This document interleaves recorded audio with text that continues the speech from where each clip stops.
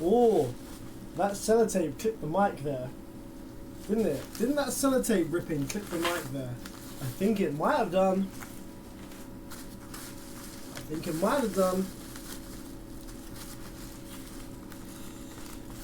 It's a little bit later for me to start the stream this evening. Usually I start around 8 or 9 PM UK time. What are we looking at now? It's just gone 10 past midnight. I know for many other places in the world it's pretty early evening, so not bad. Oh, look what we have in here. JL audio. Nice. I don't have any sound. Is the sound working, guys? I think the sound's working. It's showing. I'm showing output on my thing here. Yeah, 2 FETs, 1 cap. Yeah. I didn't get a tan. Oh yes, Carl Australia. What's going on, Brad, my man? What's going on? Yeah, Australia was sick. I actually changed the sound properties, the sound settings, so the audio this evening should be quite a bit nicer than it has been in recent times. We've got nice stereo mics. Listen, if you're wearing headphones right now, that might sound quite cool. Some ASMR on the live stream for your ass.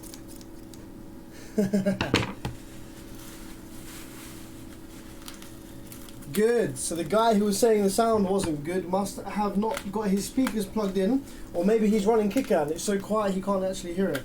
Oh, boom! Ah, fuck. So yeah, tonight on the stream we're going to be looking at some JL audio. So this is, by the looks of it, a JL Audio 4 channel, and we're going to see what's wrong with this thing. These are lovely amplifiers. I have a lot of respect for JL Audio, because they're one of the few brands that have, like I say all the time, they have actually employed their own circuit design technician. You know, their amplifiers are unique to JL Audio. You'll not find their circuits in any other brands or from any other factories, etc. So yeah, fair play JL Audio, good job.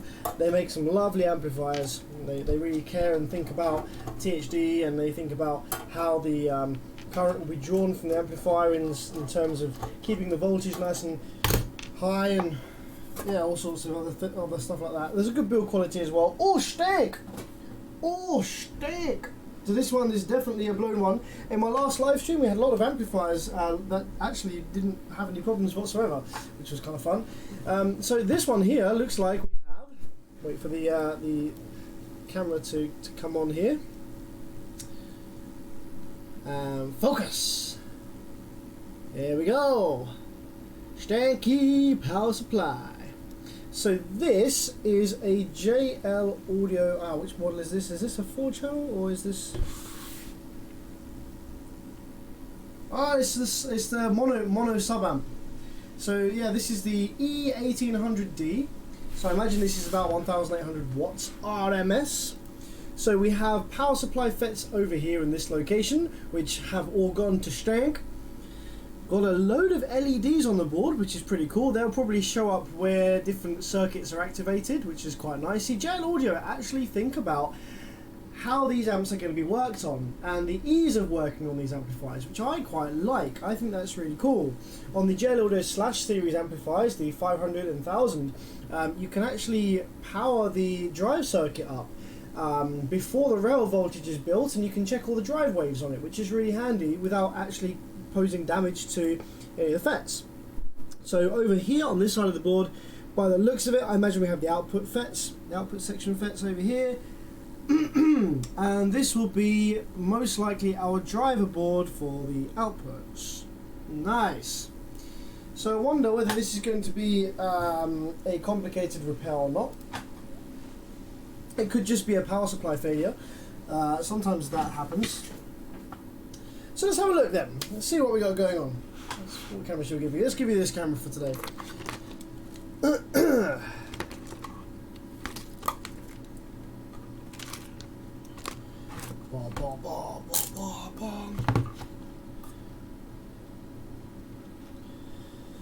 Right, so let me update the current amplifier, because I know someone will bring that to my attention. JL Audio E1800D. Yeah, that's how we're going to roll today. So let's get rid of some of these MOSFET clamps. I still get people ask me like, oh, how do you get these clamps off? You can modify a Allen key to work best to do this, but I find just the straight up standard Allen key works perfect. Obviously, the longer the Allen key, the more leverage you have, and if you really have an amplifier that is very hard, that the clips are on super duper tight and you just can't get them off, you feel like you're going to break your finger, you can take some pliers, load up the Allen key and the pliers like that, and then you have ultimate leverage, and small ones like this just literally fall off in your hand. Boing, boing, boing.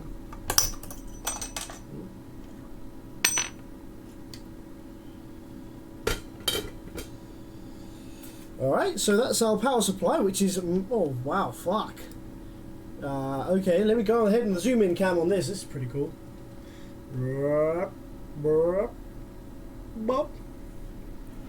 Let's scoot this into view. Oh, fuck.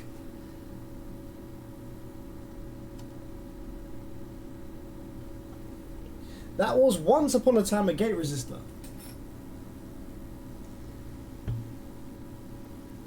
Oh, it's not even there. Look, the gate resistor's actually in two halves. Wow, that's pretty crazy, man. Wow. That's a lot of, yeah. I have noticed that when these JL Audios go down with the power supplies, they do go down quite a horrific way. The gate resistors are only little surface mount components, so that's why that happens. Wow, nice. So 4 R7s, I've got a whole bunch, no, 47 Rs, sorry, 47 ohm gate resistors, that's fine. Looks like the drive circuit took a bit of a hit as well. If I come over here, so these, I don't think my camera can focus that close. Let me spin around. I'm spinning around, move out of my way. There we go. Right, so that's our drive circuit. These are the drive transistors. They are most likely dead. There's a lot of black around the board here by these, but that could just be soot from the MOSFETs blowing.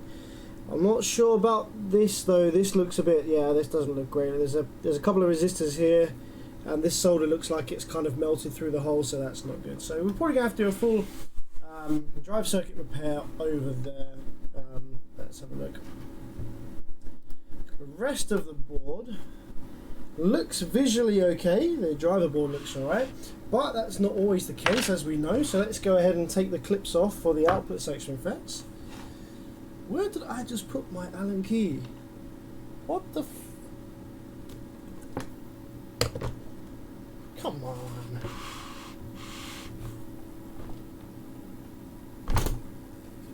Whatever. Let's take these ones off. Now we're going to use our multimeter in a continuity setting to check the MOSFETs on the output section, which is standard procedure by now. Let's take a little look in here.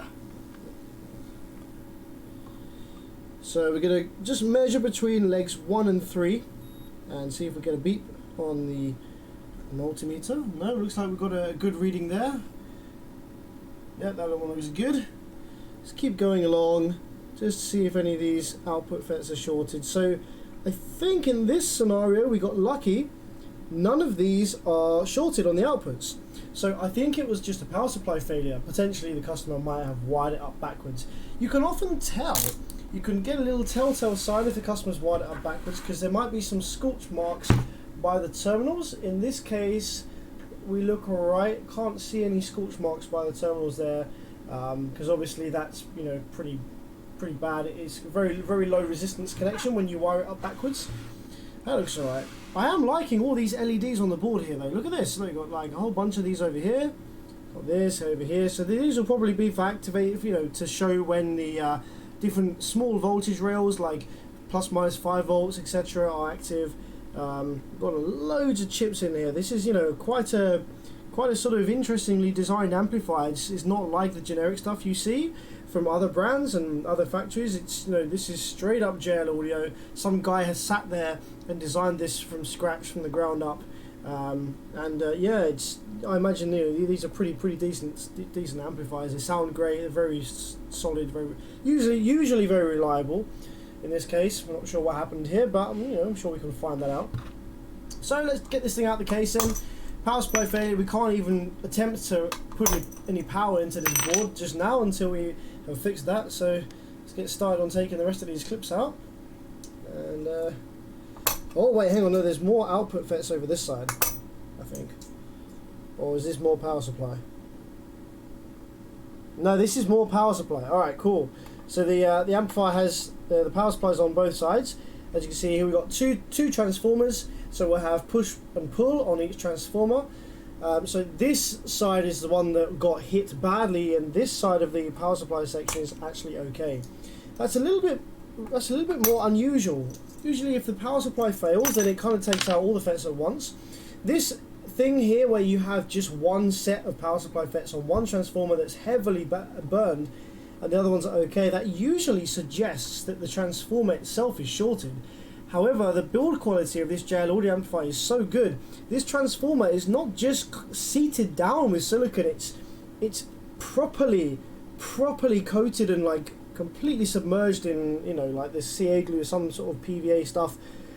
So usually you can wiggle these around a little bit, or you know, there's some loose leads, but this is absolutely like, it's one solid piece. So I would be extremely surprised if that has any shorted wines or anything of the sort like that.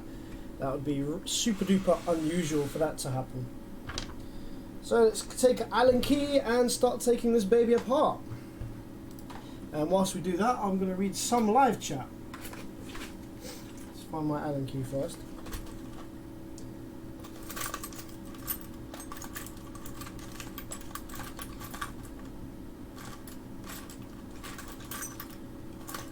The Allen key that fits all of these amplifiers is a bit like the 10mm socket for a mechanic, in the fact that it forever disappears. Like, it's in your hand 1 minute and then the next minute it's not.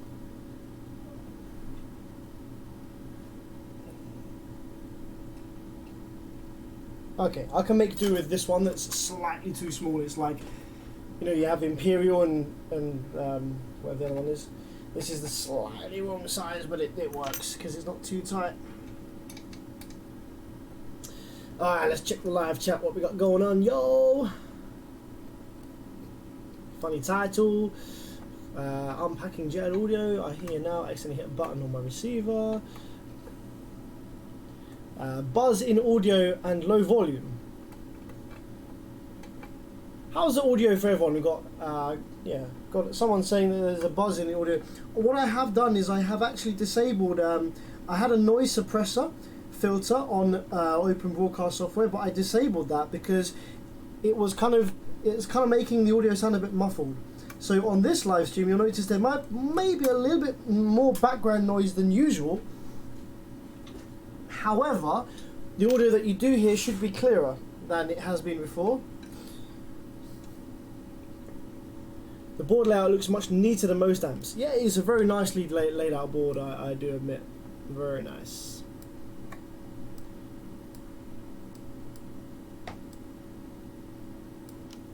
Oops. Hey man, big fan. Any way you could help me with an amp repair? For sure, man. If you just send me a message to my BearVids Facebook page, just give me a shout what the amplifier you have and what the problem with it is. I'll try and help you best I can from over the internet. It's not the easiest of things to do, is to try and diagnose amplifier repair issues over the internet, but I'll give it a go, give it my best shot. See if we can help you out there, my man.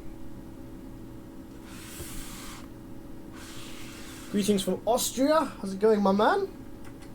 I think it's pretty late in Austria just now, isn't it? Is it like quite late in the night time?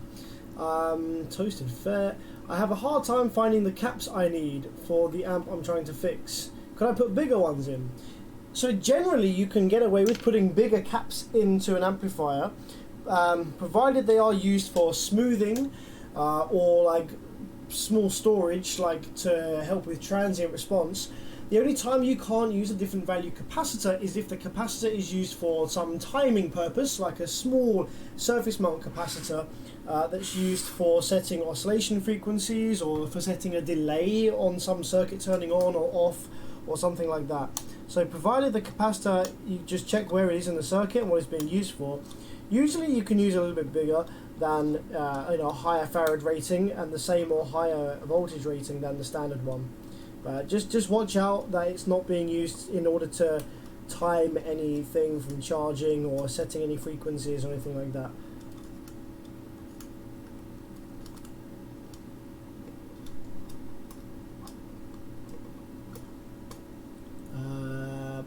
I've got that amp here too, but it says A1800.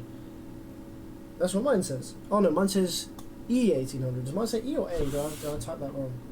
Yeah, mine says E1800. The E stands for English. English 1800.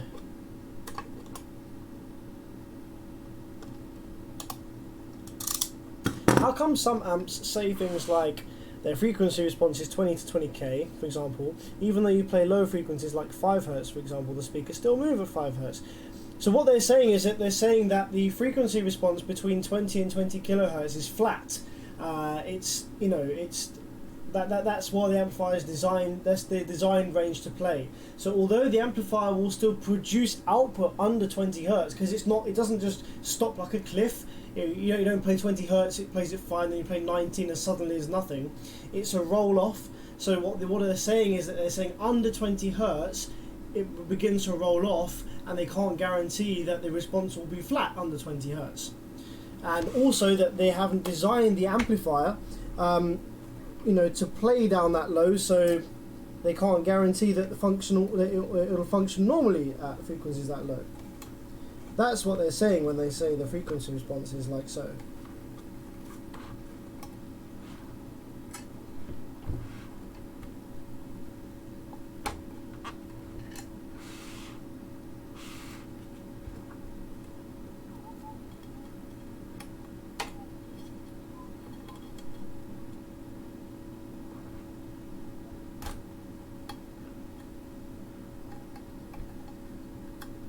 There's one small clip on here that holds the thermistor in place that's not a regular clip. It doesn't have a hole in it, so it's a bit of a bitch to take out. Let's try. There we go. There she is. Okay, let's get this baby out.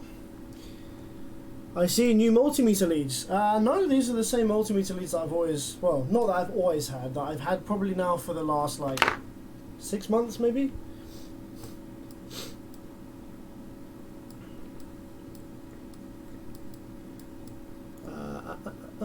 Big fan from Texas. Nice. Well, you need big fans in Texas because it's fucking hot over there. So I'm glad that there's a big fan in Texas.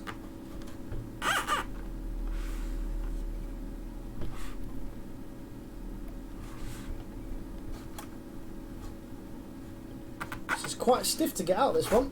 There we go. Some crap falling off. Okay. Ooh, yeah, nice. So that got so hot that the solder fell out. I'll show you that in a second on the zoom in cam. It's quite cool.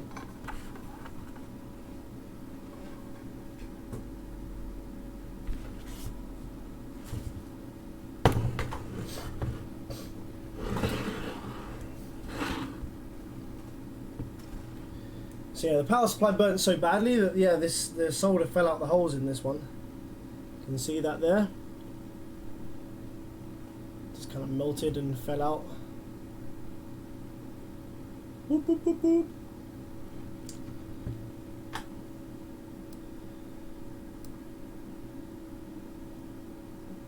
I have a TA92001 with 18 volt DC at the speaker terminals. All FETs check out good, and power supply side works perfect. Is it in protection? If it has 18 volts DC if it's not in protection, then it could just be how that amp works. If you have 18 volts DC on every single one of those speaker terminals, plus and minus, then the amplifier is probably uses a single rail voltage, and the audio wave swings between 18 volts ground and 36 volts, like that. If you only have 18 volts DC on just the positive, then yeah, there's probably a drive circuit issue somewhere.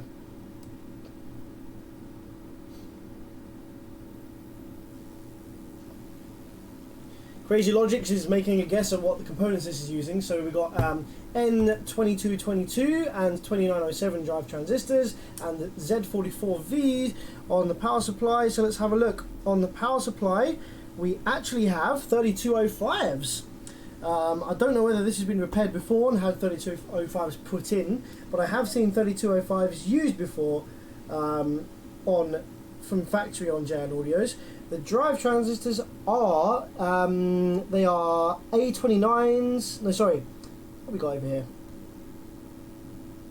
A06 A15s and 751 A29s. So yeah, they're not the same ones, but maybe there were different revisions. But yeah, look, we can actually see this one here as well. This these FETs. I don't know if this might have been the cause of failure.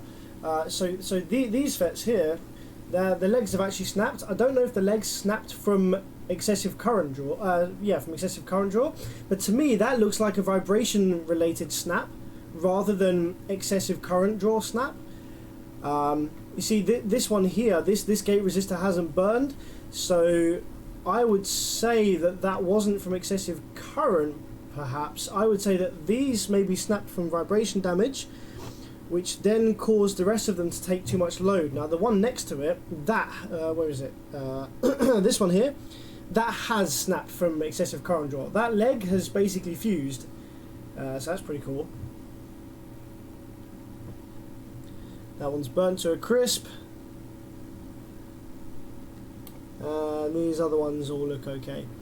So it could be these that caused the failure, vibration damage. But we'll never really know, I guess, until we repair it and power it up and see what happens. So let's start removing these FETs then. I'm just going to be lazy and cut these off and then pull them from the holes. Have you ever heard of Massive Audio? Yeah, I've heard of them. I haven't really seen a great deal of their stuff. We don't really get much Massive Audio in the UK. I think I've seen like 1 or 2 of their stuff. It's pretty generic. It's pretty generic amplifiers that I've seen from them. Nothing too special. Let's cut these FETs off.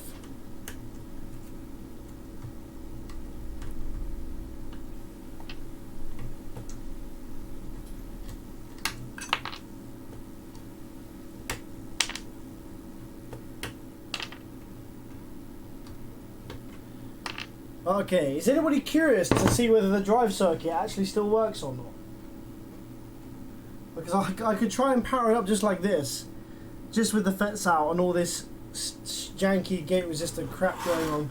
Let's take some isopropyl alcohol. Let's take some isopropyl alcohol on here, and let's clean that up, and let's see whether the drive circuit cleans up at all, whether it's just soot from the FETs.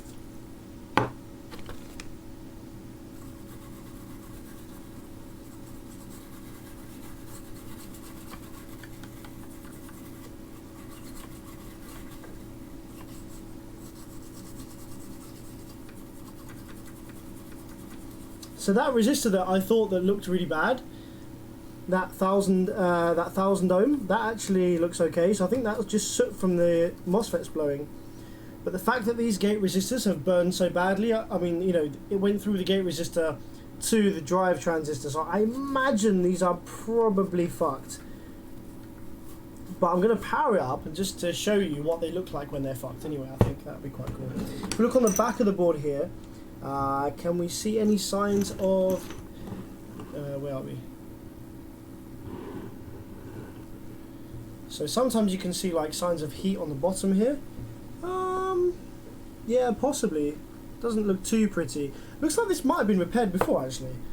I think this has been repaired before, because if you look at these legs on the drive transistors here, right, and then you look on the ones on the other side over here, it looks pretty different. Like the legs are different lengths and stuff. So I'd say perhaps this may have been repaired before, which is why it's got 3205s in it and not the Z44s.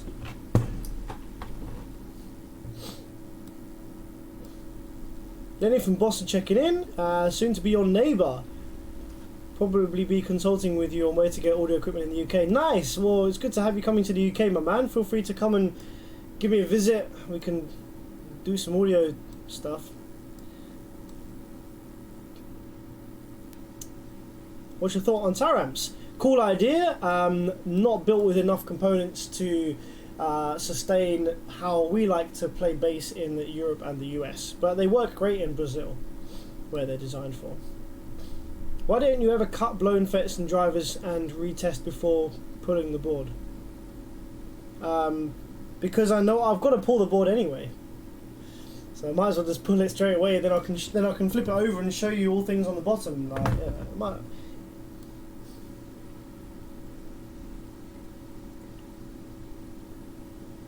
Thanks to your videos, I was able to repair my first amp, which happened to be a Taramps HD 8K. Damn, that's a pretty big amp to repair for your first one.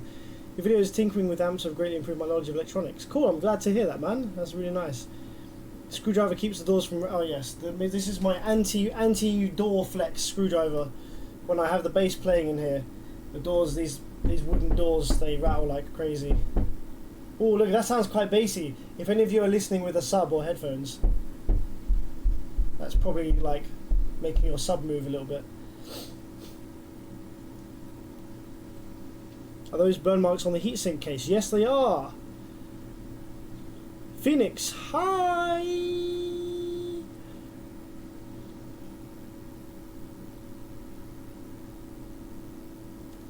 So the E1800 is different from the A1800. I have the board here in front of me. It's exact same layout. Am I correct in assuming that, for the most part, home audio and car audio amps are the same, with most of the difference being in the power supply? No. Most home amplifiers tend to be Class AB. You don't need a lot of power for home audio, so Class AB is generally preferred. But when comparing Class AB home amps to Class AB car amps, the majority of home amplifiers are way higher quality than car amps.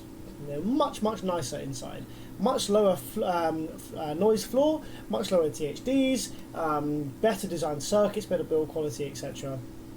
Car amps are among the worst designs, worst build quality electronics around in general, period.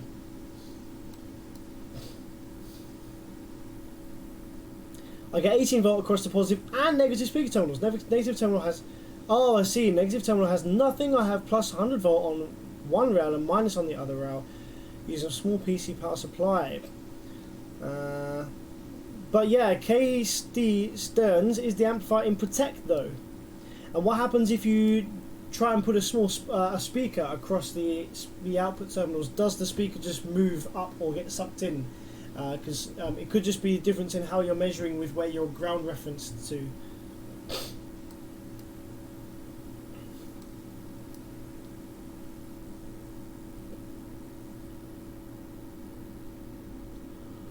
Are you... okay, let's put some power into this. Are you self-taught? Yes. I have never taken any classes or anything in electronics. No idea what I'm doing, really. I'm just kind of winging it and just hoping for the best, and it's kind of gone in my favour so far.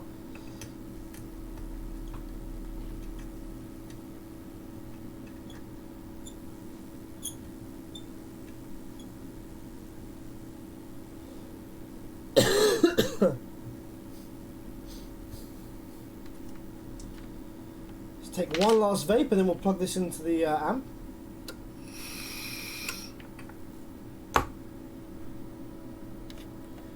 Alright.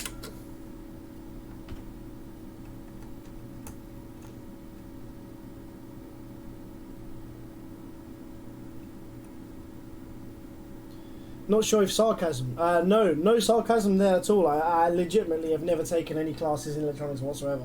I'm completely self-taught. I was kind of forced to learn how to repair Banda Viking amplifiers, and yeah, I kind of enjoyed it, and then I carried on doing it and learned the hard way. So I learned just from doing it. I just learned from trying things like having FETs explode, wondering why the fuck the FETs exploded, figuring out why they exploded, not doing that next time, and so on. So I've learned on the job. I did buy some really good reading material from Perry Babin, Perry's amplifier repair guide. I did buy that, and I did spend about 2 weeks reading that. So I guess like that's not a class, but I did do a little bit of studying just with that. But it's not really electronic studying. It's just very specific for car audio amplifiers. So my general knowledge of like the basics of electronics is quite limited, which is why I say the wrong words for all sorts of things all the time. Alright, so with the FETs cut out, if I apply power to this amplifier now, we shouldn't see any current draw whatsoever. If there is any current draw, then it means it's leaking through these drive transistors here. So let's go ahead and turn the current right down on my supply and turn her on. Okay, cool, so we haven't got any current draw there. However, we might have some voltage leaking onto the gates through those drive transistors if they are bad, if they're faulty. So let's take a look and let's see. So we're gonna see now this 4R7, this actually survived. So if I do this, I'm gonna make my scope a little bit bigger here for you to see. Here, so this gate resistor survived, so I'm just gonna use this one just because it's easy. So yeah, we shouldn't have any DC voltage there on the scope, which we don't. Let's we got a little bit of DC there. Small bit. There should be nothing. See, actually, I've just realised I've still got the FETs in the other side of the board, so I can't really. Well, I shouldn't really power this up because I forgot this actually has FETs on the other side of the board as well. But yeah, it looks like these survived. So we don't have any DC whatsoever on the other side of the board, on the FETs on the other side. So the fact that we have a small bit of DC here, that's not a good sign. Let's keep going along. Yeah, I've got what's that? 20. Got 200 millivolts worth of DC there. Let's keep going along. Okay.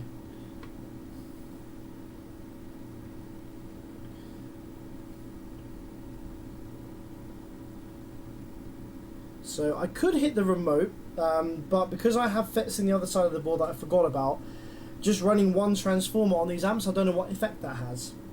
So, fuck it, why not? Let's see what happens, eh? I'll turn the current right down so that it charges the amp real slow.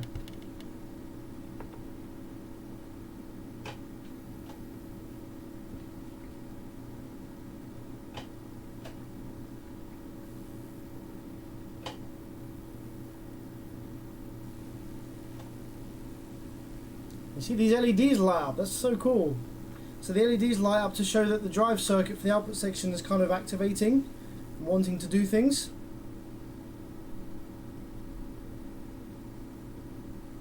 Tiny bit of rail voltage on there already. I've not actually ever worked on one of these before, so this is all new territory for me.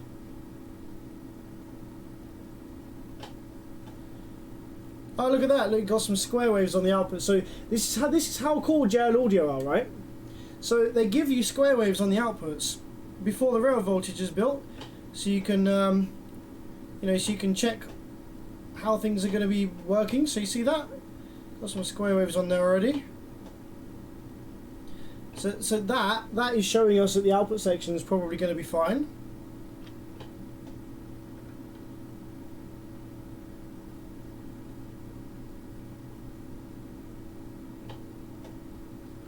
Let's get even bigger on that 5-volt divide.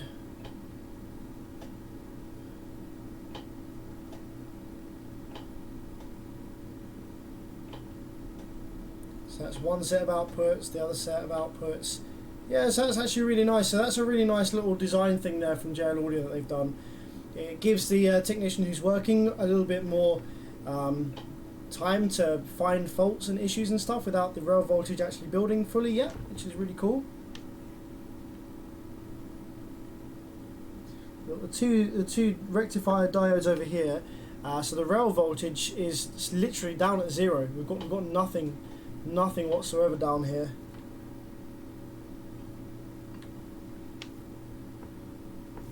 So I'm going to hold the remote on just for a touch longer. I'm going to crank the voltage up past 9 because it will probably be in protect from low voltage down there. And there we go. Let's see. So you see a little bit of square wave there, just a little bit of square wave just there on the scope. So actually, interestingly, these drivers might be okay. Might be okay. I mean, I could and probably should replace them anyway, but I'm tempted just to whack some FETs in just right now, just out of curiosity to see whether it comes to life, and just to see how these drivers are. So that's a little bit of rail building. So let's see how high the rail voltage is now. So rail voltage is actually, so these amplifiers, the rail voltage sinks back down to ground real fast.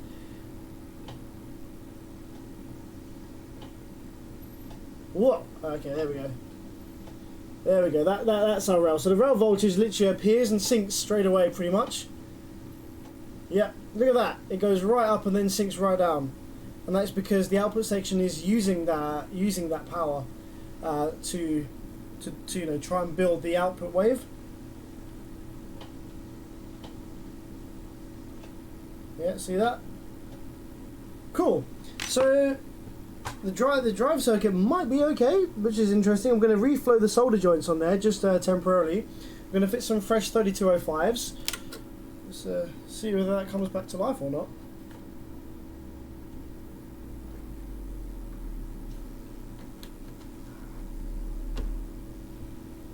But yeah, this is why I like gel audio amplifiers. It's just really nice to work on. Right, let's get the soldering iron out. Let's clean this side of power supply up.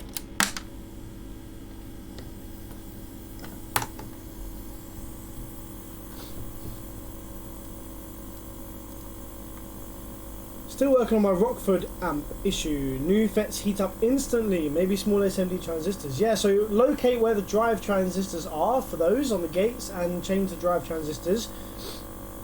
There's lots of other tricks you can do with output section troubleshooting. Obviously looking at the shape of the drive wave, comparing it to the good side, if there is a good side. How do I find you on Facebook? Just search Bevids. I'm the first one that comes up. You know, active home subwoofers with high level inputs, what kind of impedance load does that put on an amp? Basically negligible.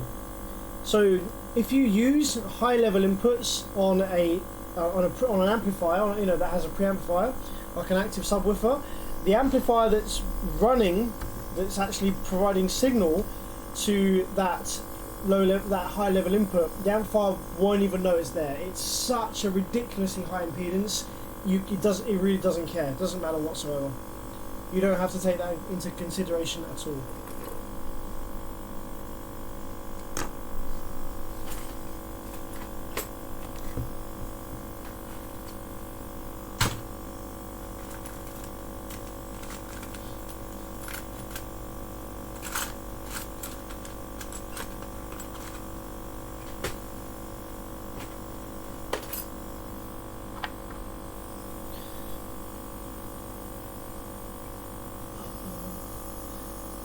Those Arrow Electronics sell electronic part. I don't understand the question. Sorry, first, last. I don't understand. Like, I've not heard of Arrow Electronics. If you're asking, is that a shop, and do they sell electronic parts? I don't know. I've not really heard of Arrow Electronics, so sorry, can't really help you there, my man.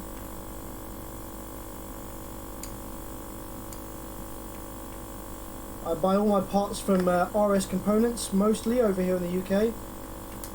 I also use a website called Mercatio, which is you can only use if you have a registered business.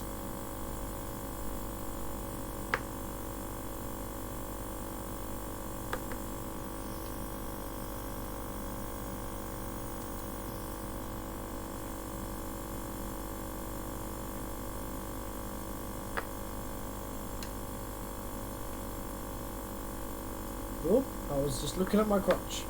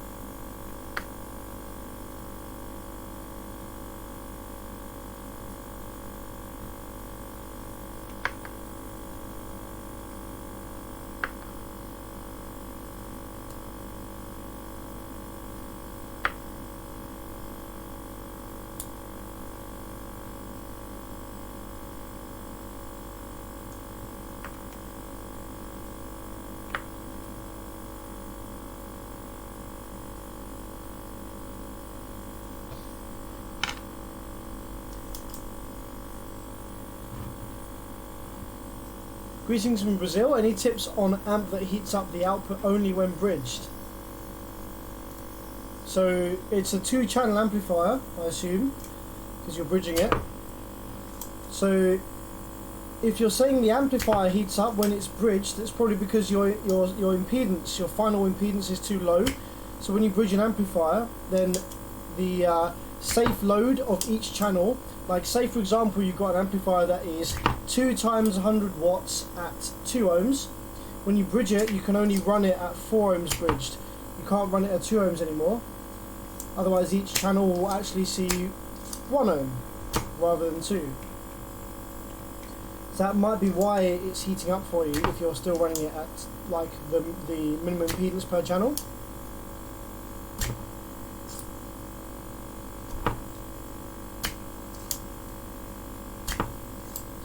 It's also possible in a rare case, if the amplifier has a fault where the 2 channels aren't mirrored identically. So if the 2 channels are like slightly knocked out of phase with each other, or if one of the channels gains is significantly higher than the other, and you try and bridge them, then that will cause a problem. But that's not very common.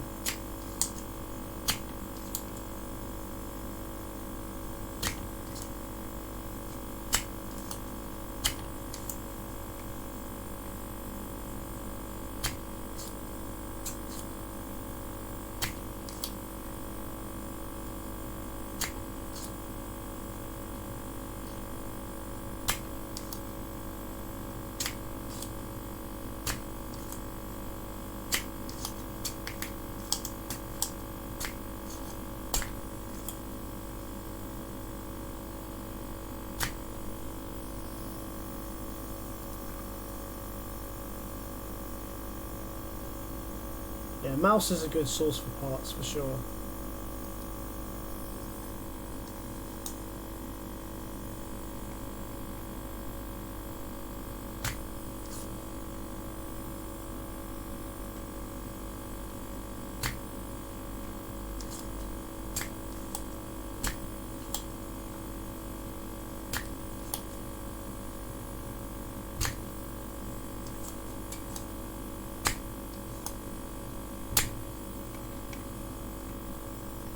Oh yeah, look at these bad boys behind me.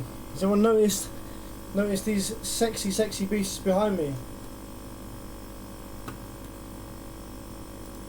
Go to the handheld.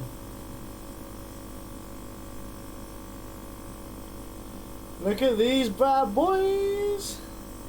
These are Digital Design's 9510s.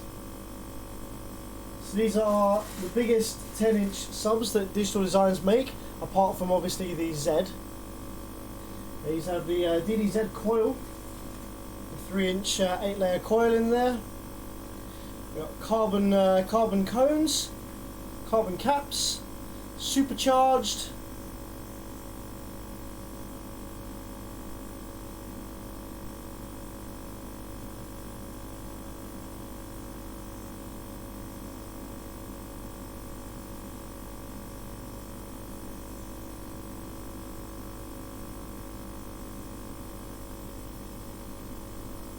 Yeah, man, that's some woofer porn right there. I might even manage to get some excursion videos of that.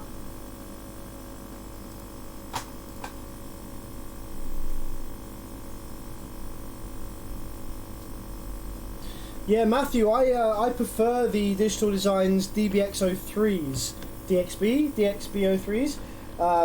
They sound more exciting to me. They have more bass. They have much better bass response than the 04s. The 04s are probably technically better headphones in the sense of like a soundstage, but in terms of like just listening out and about and stuff like that, the 03s sound nicer to me. Digital Designs are bringing out some Bluetooth wireless headphones, noise cancelling, and they say that they sound more like the 03s. So I would be interested to have a listen to those if that's the case. Alright, let's turn on my hot air station then, and we need to remove those resistors that are burnt up, the gate resistors. I'll try and put some new ones on there. Thank you to David Smith for the $1.99. Very kind of you, my man. Thumbs up, buddy.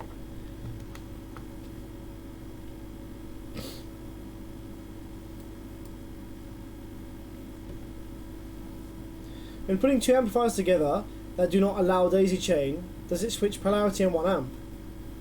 Yes.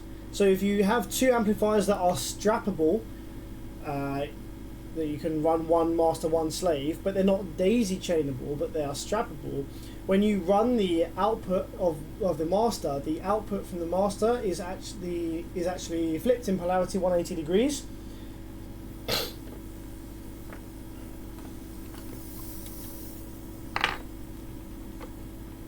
So if you want to daisy chain it instead, then you can, but you have to re-flip it back over again afterwards. It's not ideal.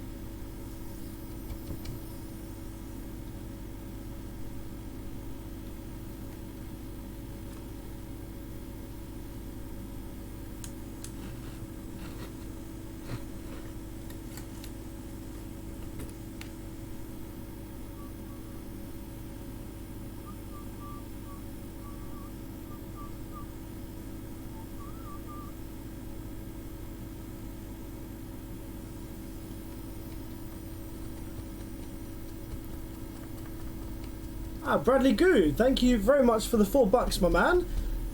That'll sort me out with a beer. That'll sort me out with a frothy one. Thank you very much, dude. If you have any questions or anything, man, just give me a shout.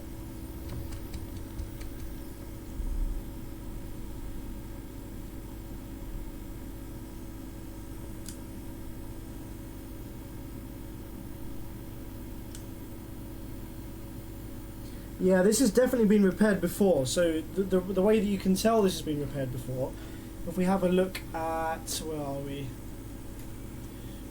So you see how here we've got one for our 47 ohm, that's like obviously the original, and this one is like a teeny tiny baby one.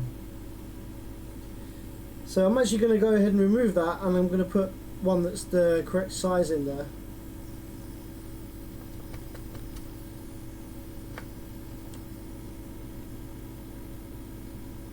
Yeah, okay, cool.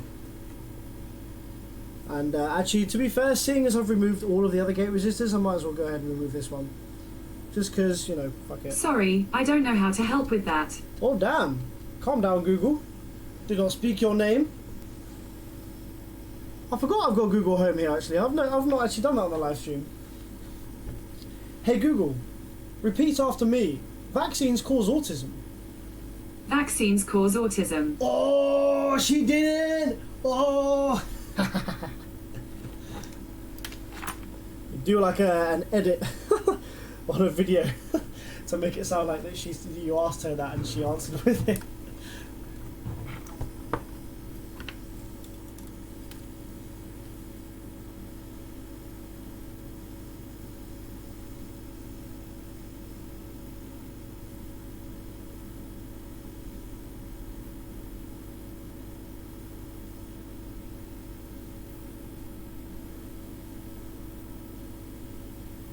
Hey Google, can Kicker play under 40 Hertz? Sorry, I'm not sure how to help, but I'm trying to learn. She doesn't even know how to help. Like, if you're running Kicker, even Google can't help you, bro. Even Google can't help your ass. No, I'm kidding, there are some Kicker products that I do quite like, but most of the stuff, nah.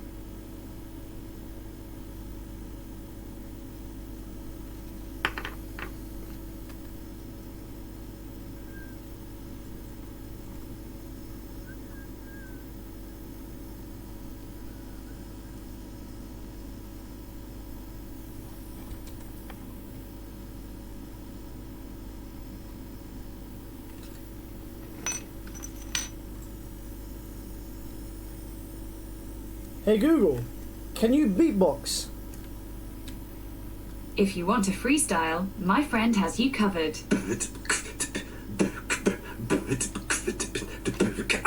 Oh no, I got. Oh no, she changes. I was gonna say if Google carried on with the same beat, I could like rap my Basshead anthem over the top of it, but she changes speed like.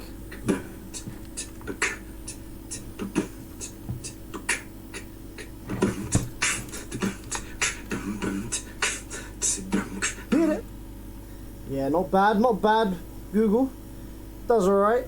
It's not the best beatboxing I've ever heard though, to be fair. It's alright.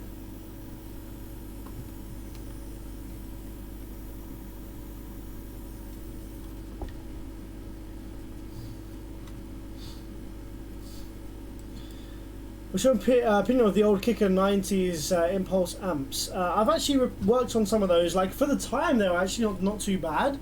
You know, they're still like relatively, you know, mediocre, generic-y stuff. But I've certainly seen worse. And for the time, they were kind of alright, you know. They weren't too shabby for their time. I'm looking for some 47 ohm gate resistors now, y'all. I know I have a bunch of them in here somewhere. 22s. Nope. There we go, there's some.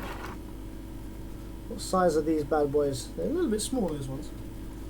Pretty sure I had some big ones somewhere.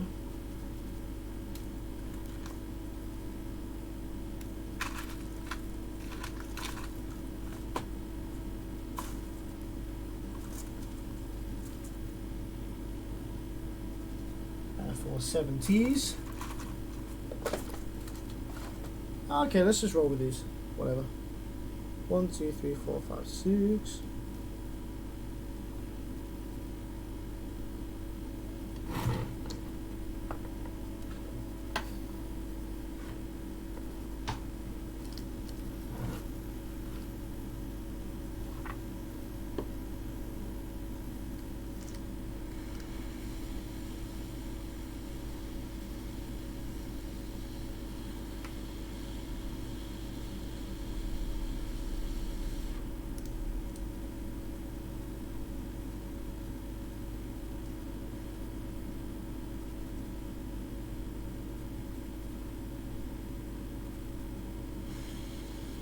Whoa. That don't blow over the board, y'all.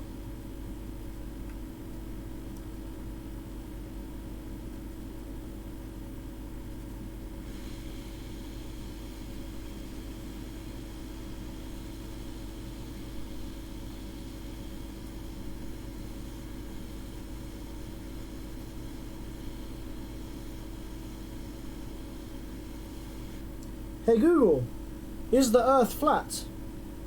Sorry, I don't understand. Google doesn't understand why you think the Earth is flat, yo.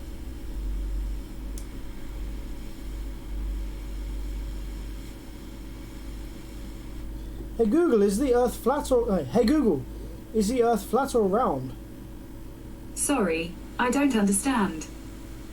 She don't understand nothing, does she?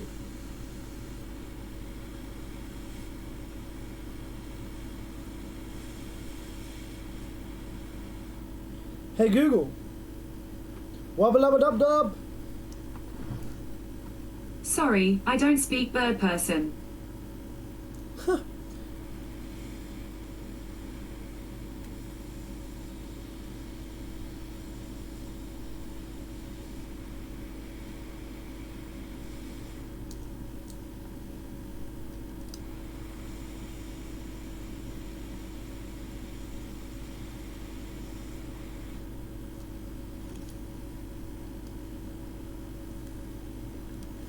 Right, I got two 47s that I need to find still from somewhere.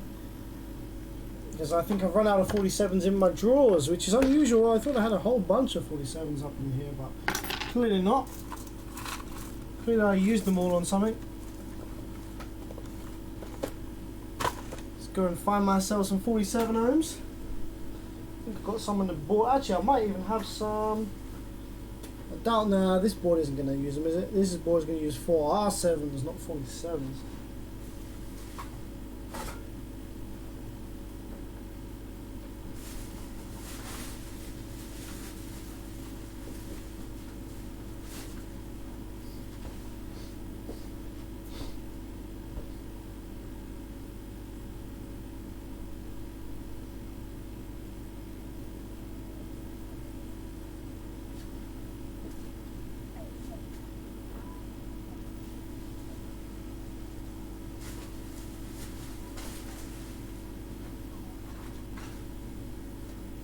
I've got another JL audio board here actually, one that was not viable to repair.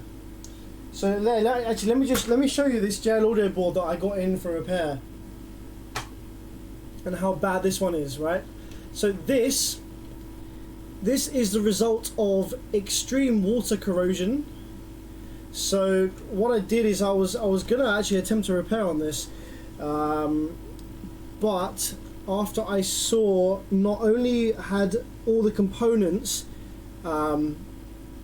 disappeared, completely corroded away, the traces themselves had corroded away, for like big gaps in the traces, which you could reroute, but there were also like loads and loads of these tiny veers between top and bottom of board, and they had corroded as well. There was no connection between top and bottom.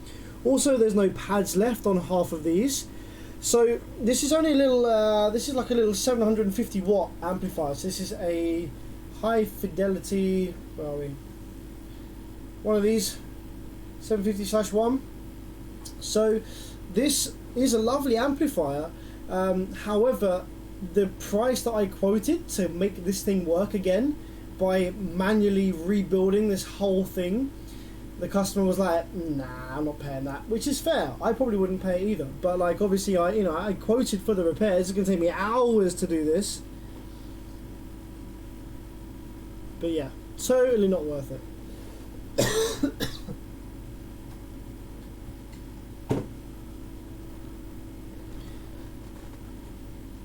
But I will use this amplifier, hopefully to steal some 4R7s. No, 47 ohms, not 4R7s. 4R75. I thought this board would use 47 ohm gate resistors, but clearly it uses 4.7 ohm gate resistors. That's annoying.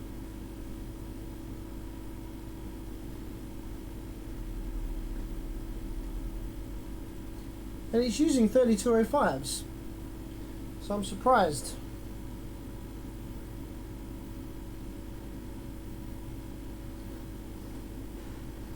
Alright then, how about this one? Which is also a JL audio. I seem to have a lot of JL audio in at the moment. This is also a board which was not repairable. The reason I decided not to repair this one is because it had a previous repair attempt by another technician that looked like this.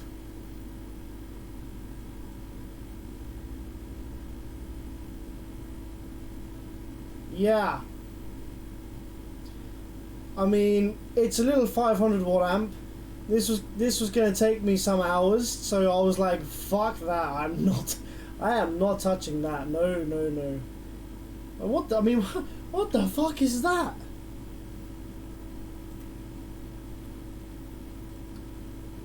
Nah.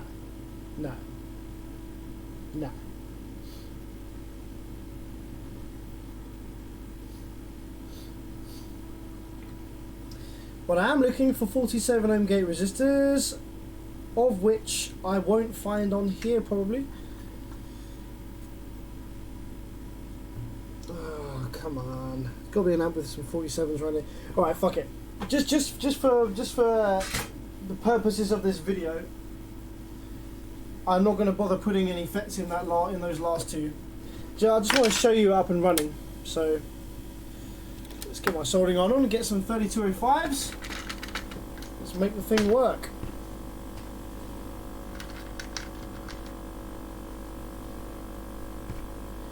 Now with these JL audio amplifiers, the legs, you want to bend them out so that they go in nicely. So what you actually want to do is you want to take some sort of tweezers like this.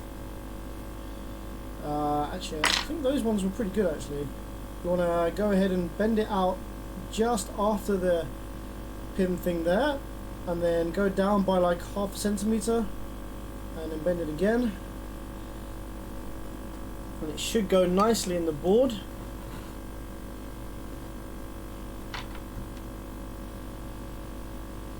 There we go, perfect. Look at that.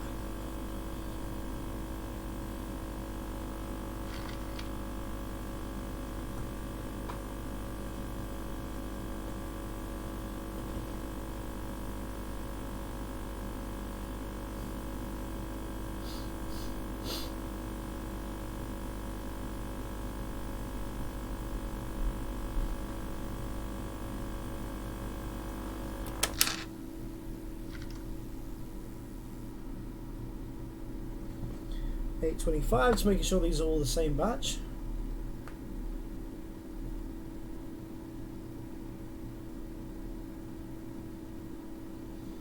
Prince says that's a homemade error circuit, Sam.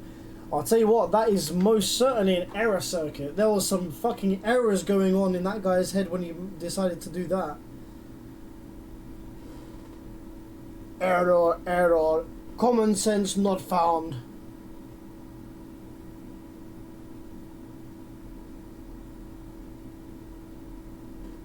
Hey Google, define common sense. This is the definition of common sense. Good sense and sound judgment in practical matters. Yes.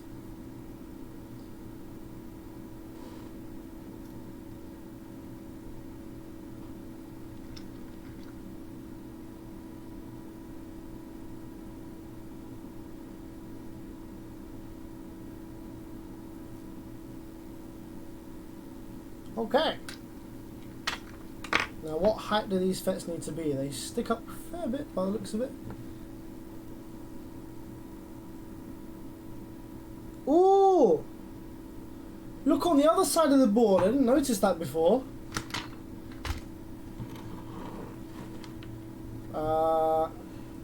Right, so this was the good side of FETs. Because look, there's a snap there as well. The fuck?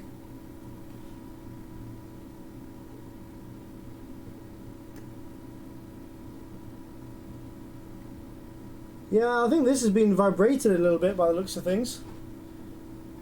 Okay, well that one can go then. What batch is that?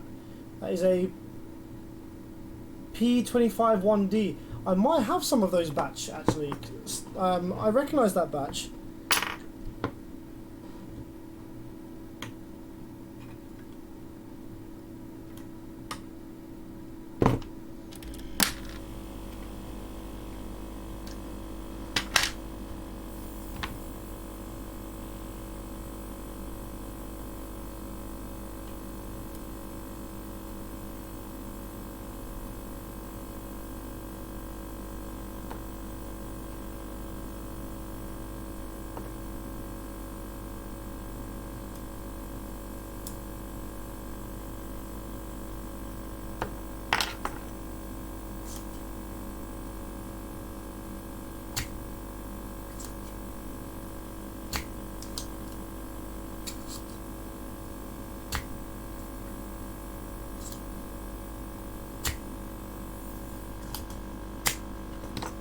So that was a batch P251D. I think I might have one of those, you know. I think I might have one of those. That'd be really cool if I do. Yeah, so just take just a minute just to go through P251D. That's a 28. That really rings a bell, that number. So these FETs are obviously manufactured in there like hundreds and hundreds of thousands. So it is possible, you know, I have had it before where I get amps come in that have got batches of FETs in that I just happen to have some laying around of.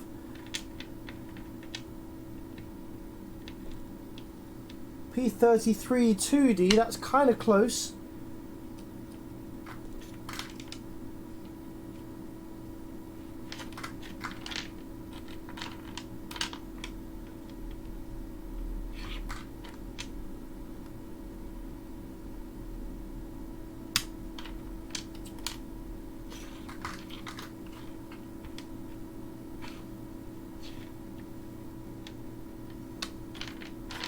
We've got a few here that have somewhat similar batch numbers, and if they're manufactured around the same time, then they may have the same specs. What I might do is I might pull out of the board one of the FETs that survived, that still works,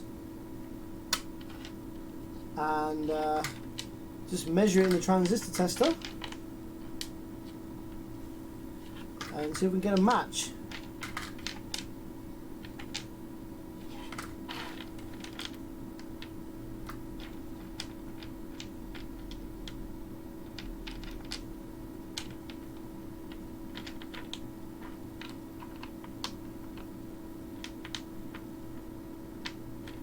Yeah, I think that's all of them. Yeah, so, okay, I think I've got a similar batch, but not the exact one. So that FET that I just pulled out the board, let's see, is that one shorted or was it just snapped? So if it's just snapped, I can read its specs. Let's have a look.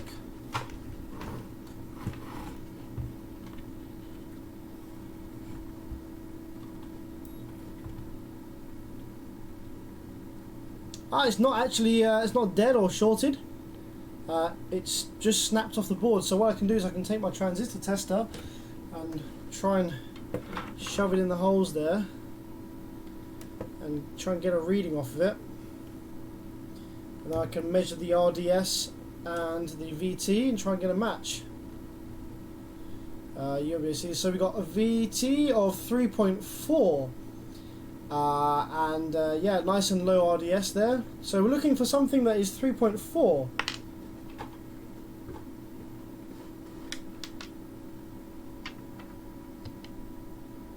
That is a P251D.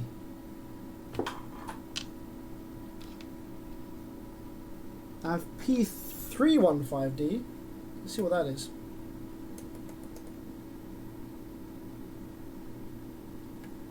No, that's 3.8. That's not right. Let's do it two different.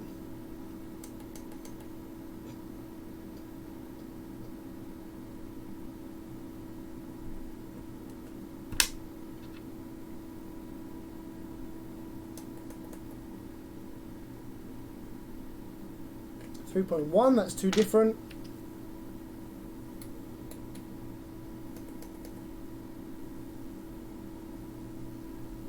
.6, that's two different.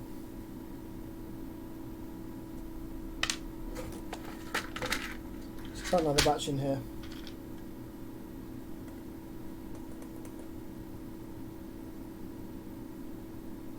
.2. We're looking for 3.4 here. They're all a bit too different. So what I might have to do is just take 3 of these out. Or I might just take, fuck it, I might just replace all of them. It's just like trying to avoid doing that. Just for jokes. It's only a small amplifier, it's not that important. Thank you very much for the €5, my man. Asia Miz, basecalc.com. Don't know what that is. Never been on basecalc.com, but thank you very much for the kind donation. Yeah, fuck it, let's just replace all of these because I can't find one that matches the 3.4 volts VT. But for the meantime though, I don't have to replace it, I can just power it up and see what happens. So let's get to soldering these bad boys in. So the height comes up a little bit, just to about...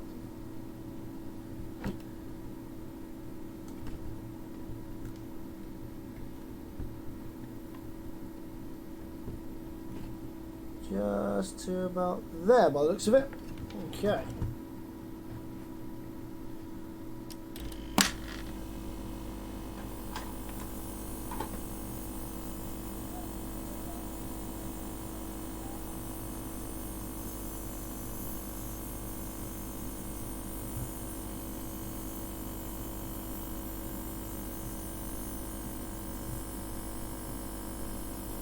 I found something else with a broken leg as well. This amp has definitely been subjected to some vibration.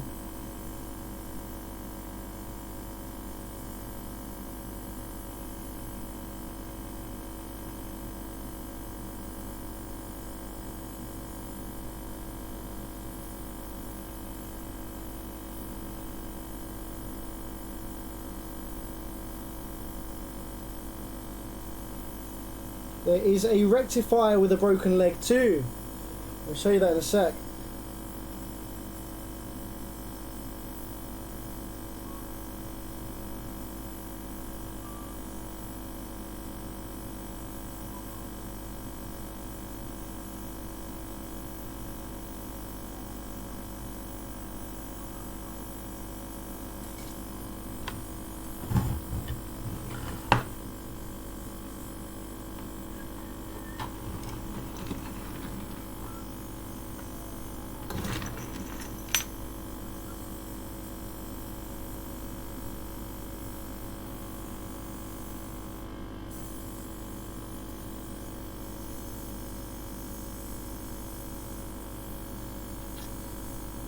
clean this up with the alcohol afterwards, because this solder has good flux core, so it leaves the board a little bit messy afterwards. It's fine.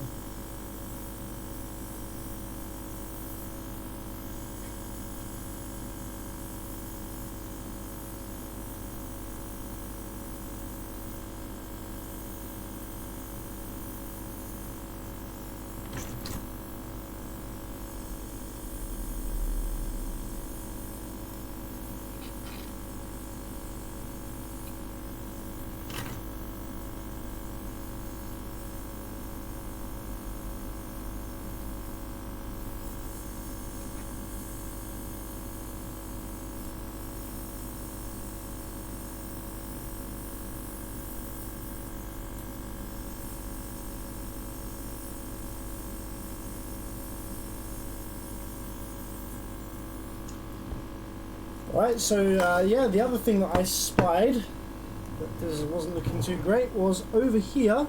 We go ahead and look at the rectifier here. Which one is it? Yeah, so that has also snapped the leg. So now this rectifier, these can be quite hard to find. So where it's a rectifier, it won't be dead. So what I'm going to do is I'm actually going to go ahead and remove these, straighten them out, and just resolder that to the board.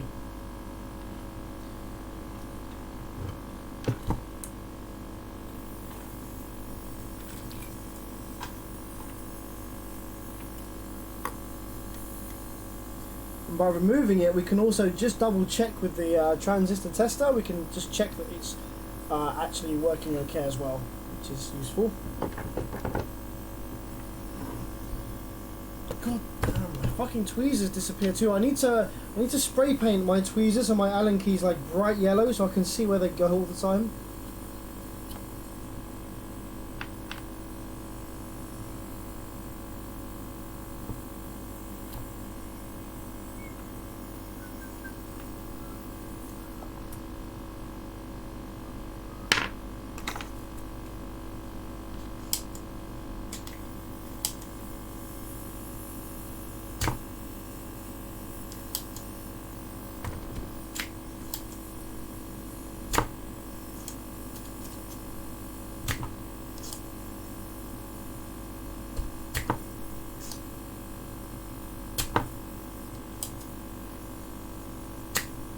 +1 from Oklahoma. What's up, my man?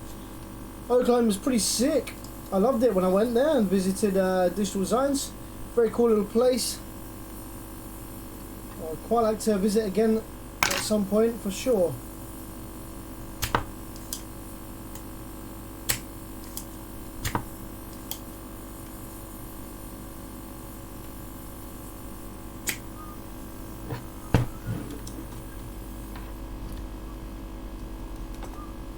So let's take these rectifiers, we're going to straighten the legs out with pliers.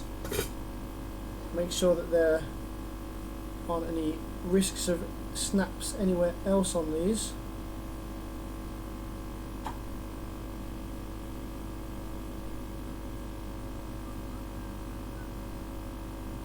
Just very carefully, I don't want to bend them too much, you see.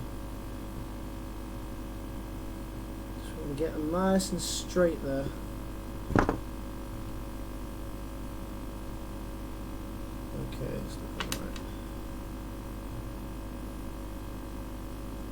Stuart MP, thank you very much for the $10, my man. Very kind of you, massively generous. If you've got any questions, man, just let me know. Shoot me a PM on Facebook or ask in the live chat.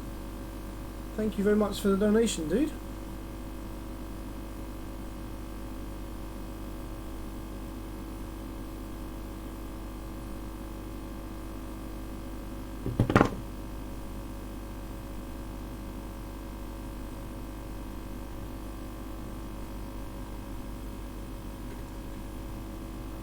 Okay, so I'm going to do the same thing that I did with the power supply FET. So I'm just going to bend the middle leg forward a touch and go down like that.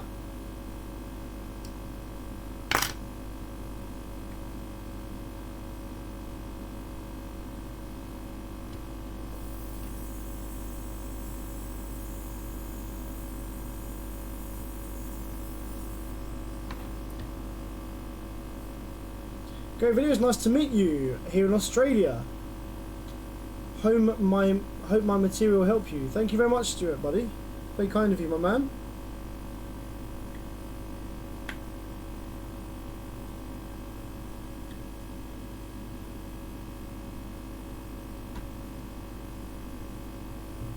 Now, this leg here on the snapped one might be long enough. Might just be long enough by itself to use. Let's try. Bend it out like that. Because we're doing this slightly... These were all bent down really strangely before, so I'm thinking now that we've straightened them out, that might just be long enough to use. So I try and avoid making any additional solder connections if I can avoid it, so... If that's going through the hole enough to make a connection on both sides, that's fine with me.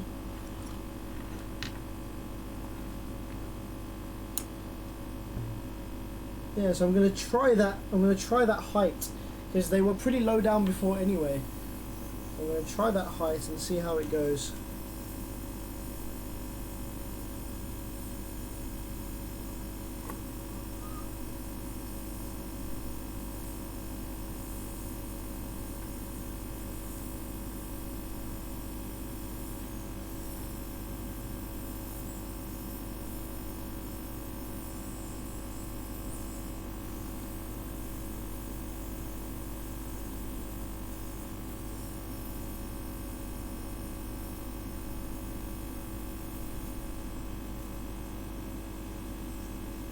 Have you ever worked on those sexy Genesis audiophile amps made over your way? Yes, absolutely. I have worked on some Genesis amplifiers. However, because they are such brilliant amplifiers, they're incredibly well designed and superb build quality, they don't die very often at all. But I have worked on one or two in the past.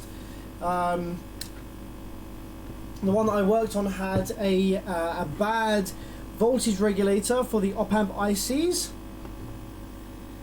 and I was able to fix that, and then it works beautifully.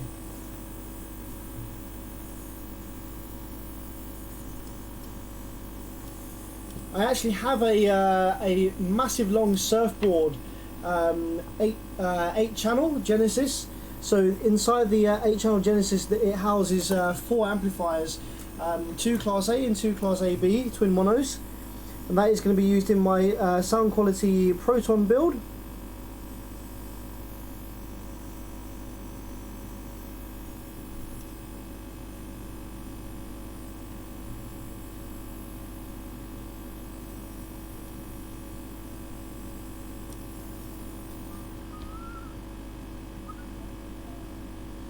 Alright, so now we've got the rectifiers resoldered and all the power supply FETs.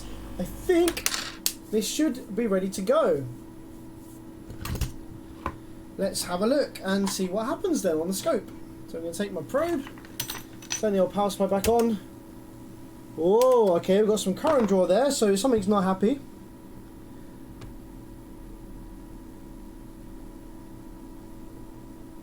I wonder whether that is actually the because do you remember we saw some do you remember we saw some DC on the gates? I wonder whether these drive transistors are in fact actually bad. So let's have a look. So that was 1.4 amps there. So that should heat up whatever's drawing the current there. That should heat that up. Oh, okay. Let's have a feel.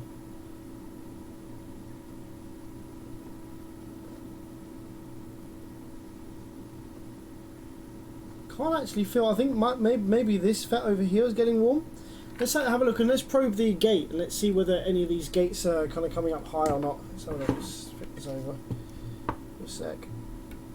Let's check with the multimeter to make sure there aren't any solder bridges that we can't see.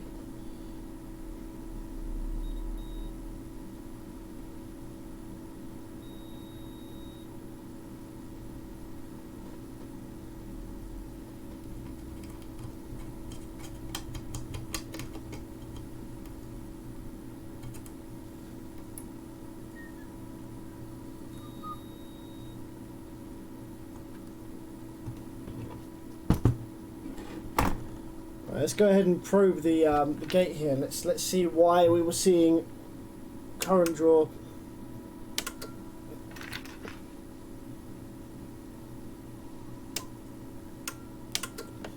Yeah, so it looks like that. I reckon those drivers are fucked then, because we've got some current draw when the FETs are in. I'm just going to turn the current up a little bit, just so we can see which of those FETs it is that's drawing current, and it should be the ones that are on the side that has the really bad, the side that blew before. So I'm going to go ahead and have a look here. You can't really see that.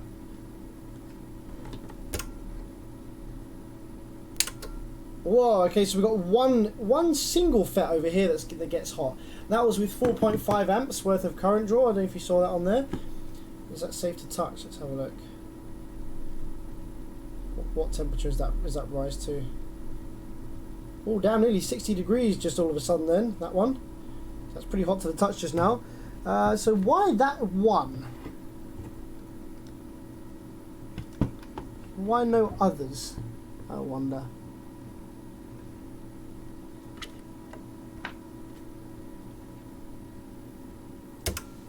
Oh, yeah, that one, the gate goes right up.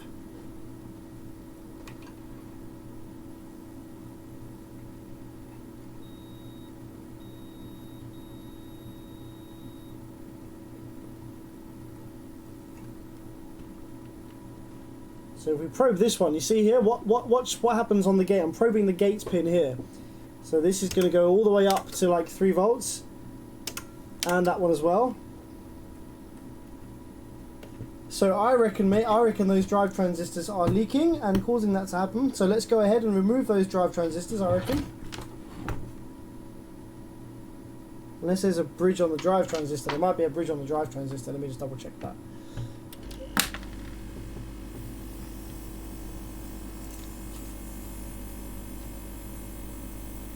Because I reflowed the solder connections on these drive transistors, but I might have made a little bridge. Let's have a quick look. I think there's a tiny bridge on the drive transistor, so let's just sort that out real quick.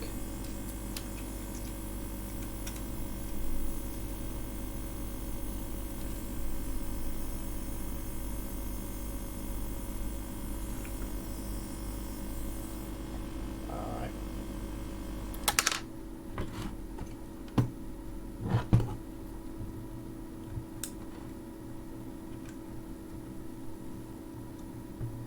Cool, so I think that would have sorted that out. Let's have a quick look. Let's give it power now. Yeah, so that's sorted that out. So there's a tiny solder bridge, my bad. That's why it's useful to have the current limited power supply, because if we didn't, that would have exploded straight away. Alright, let's power up then and see what we got. Let's turn the down here. We should have a square wave on the power supply in just a sec. Let's check this side over here. And check this side over here. This power supply side doesn't look like it's actually generating square waves. This side does, however. So if I probe the gate of the side of the power supply that didn't die, let's probe the gate over here. Let's make this a bit bigger. Right, let's take it. Give me my scope cam. Right, so I'm gonna probe the gate of the power supply MOSFET of the side that didn't die. Let's see. So you see there, we've got some drive waves starting to come. However, if I go over to the other side, let's see what happens. Okay, so we do get drive. So we do get drive waves, that's fine. However, it doesn't appear to be any output on the back of the FET. So I'm now going to probe the output of the FET on the bad side that did die. There's no square wave output there. However, there is on the good side. So, that is either a shorted transformer, which I said at the start would be very rare, but might be the cause of this, or it might be one of the rectifiers actually is, because I didn't put them in the transistor tester, did I? So let's check now for shorts on the rails. So I'm going to take my multimeter here. Let's give you the head cam. I'm going to take my multimeter. I'm going to check for shorts on the rails between the rectifiers here. So rectifiers usually show a short because you're just reading across the transformer. But you shouldn't have a short across all 3 pins. So you should probably have a short between 1 and 3. But 1 and 2 shouldn't be a short. It should start to charge the caps like this. Aha! However, this one, there is a short across all 3 legs of this rectifier. See that?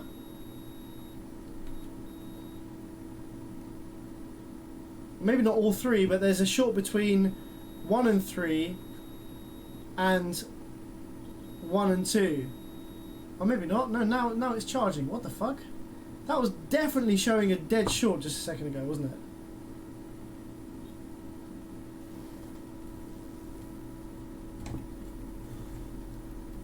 That was certainly showing a dead short just a second ago. It wasn't even charging the caps up. Let's just see if there was a magical solder bridge that like was invisible. No. Okay, cool. So it's still, there's still something not right there. Now let's probe the back of these rectifiers. So one of them will have the square wave on it from the output of the power supply, and one of them might not. Here we go. This one doesn't. Right. So this rectifier here, this one doesn't have the square wave from the output of the transformer. Look at this. So if I go ahead and probe the input of the rectifier here on the scope, we get the square wave starting to build from the output of the transformer. However, this side, we don't get anything. So that is a sign, that usually is a sign that the transformer is shorted. Very interesting.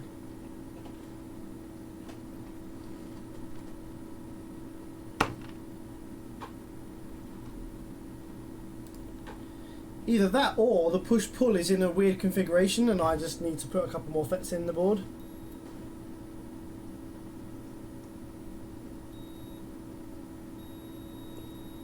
Nah, the push-pull isn't in a weird configuration, it is correct.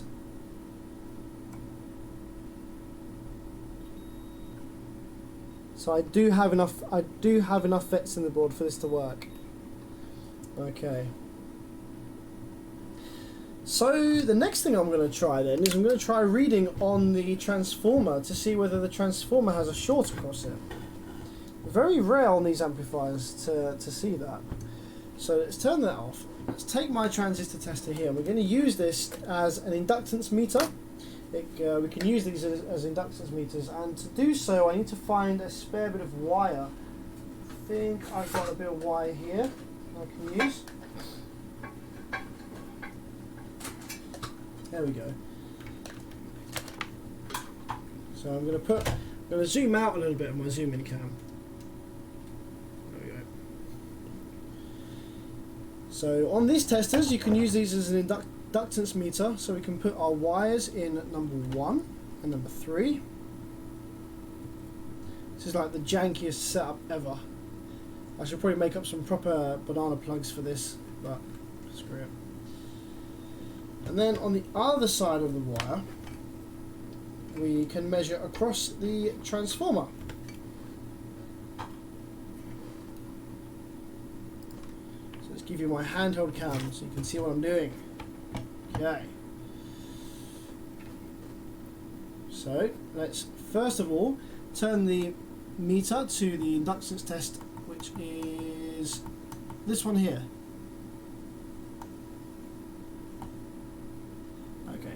So first of all I'm going to go ahead and check the good side, the one that I'm getting output of square waves on. So we should have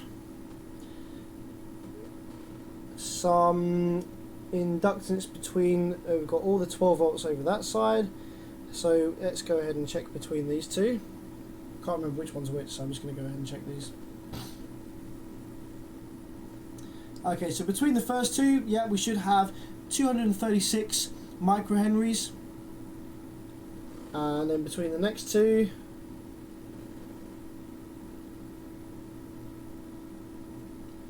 $235 microhenries. And on the outputs, 256 microhenries. Right, so let's check the bad side then.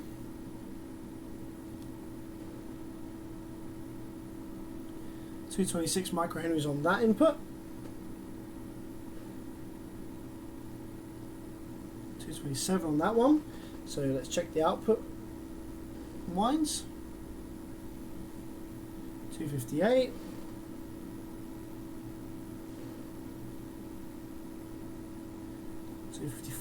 Okay, so it's not the transformer that's shorted then. Right, so what I'm going to do now is, because we're struggling to find the fault, I'm going to remove the rectifiers once again, which will isolate the power supply circuit from the output. So we should just be able to run the power supply circuit by itself with no output or anything, like no output section doing anything whatsoever. I'm not trying to charge any capacitors or anything like that. And that will show up whether the fault is in the power supply section or whether it's in the output section.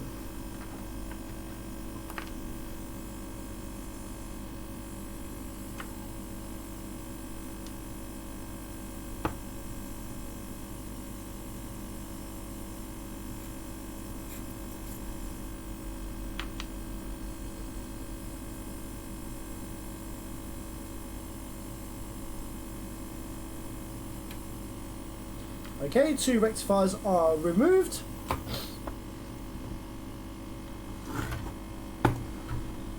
Flip it back over. Cool. So now let's turn it back on and see if we get square wave outputs on the pads of the rectifiers.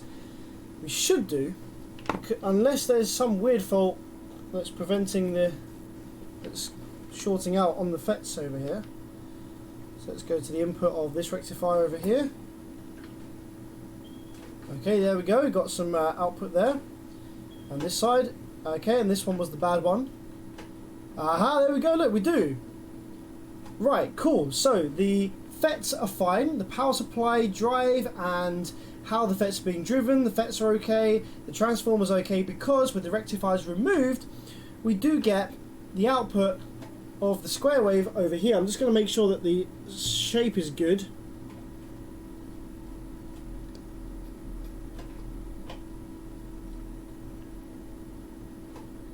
Okay, that draws some current just then. I wonder why it draws current. It shouldn't really be drawing current because there's no additional rectifiers anywhere, so why does it draw current?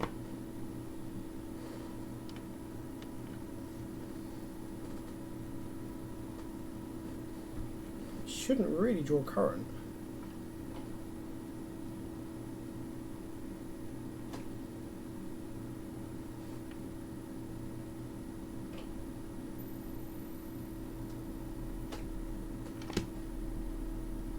Try and see if I can work out where the current gets drawn from.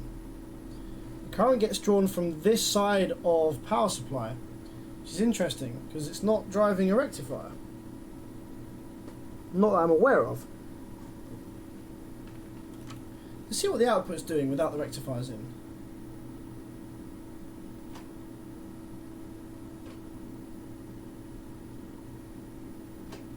Not much.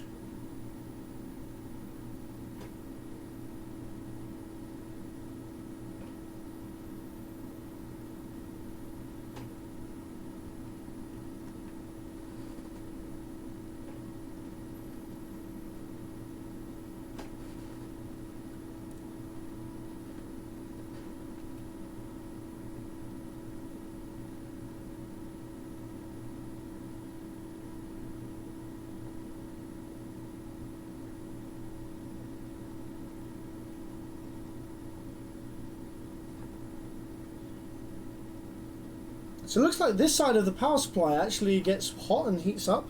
The other side doesn't, which is really, really strange and interesting. As far as I'm aware, it shouldn't be heating up. It shouldn't be drawing any current. The shape is different on the FET. Look, the shape is different. Okay, I reckon we need to go ahead and change these drivers. I reckon they look alright, but I reckon they're probably actually not alright. So without further ado, let's just change these drivers out because they could be causing weird sorts of issues.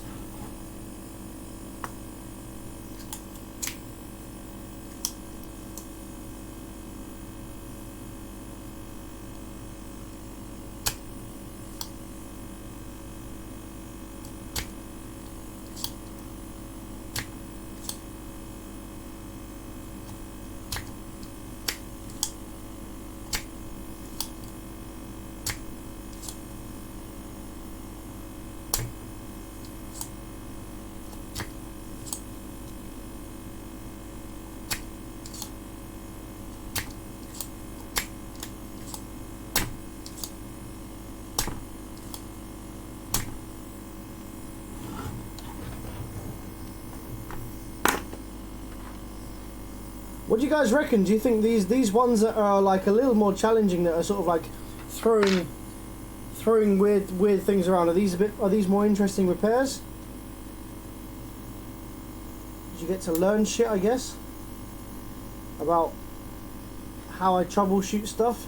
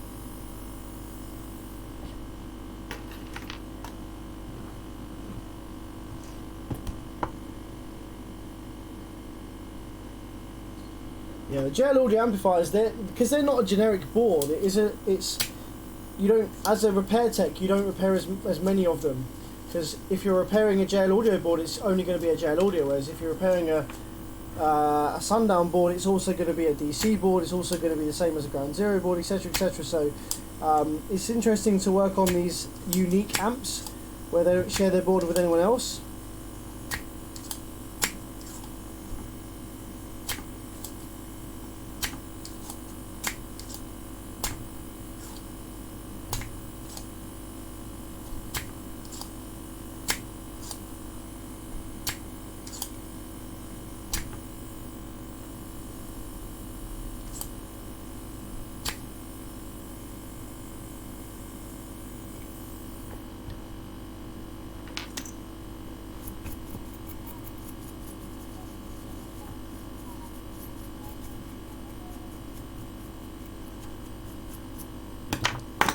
Okay.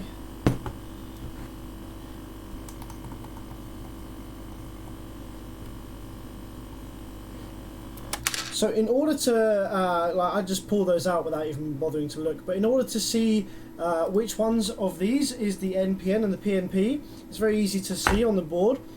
What we do is take our multimeter on continuity setting. Now the middle pin of the NPN is always going to be connected to 12 volts, and the middle pin of the PNP is always going to be connected to ground.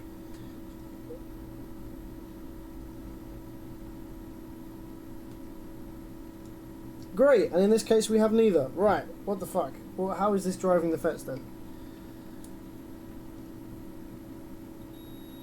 Oh, it's driving them in a different way. Ah, I think the pin layout is different.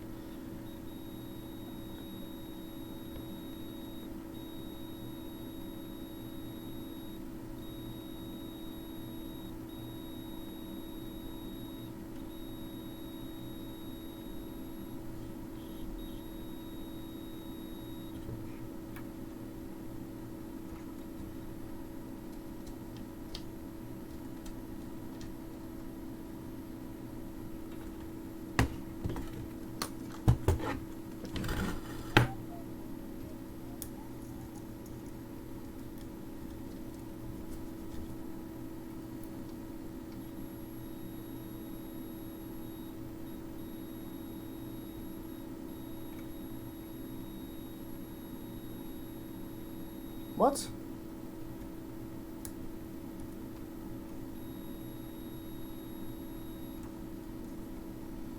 So now there appears to be a short somewhere between power and ground? What the fuck?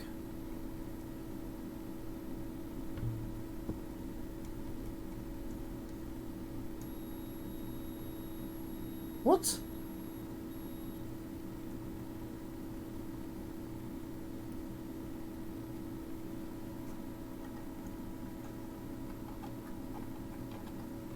What? What the fuck?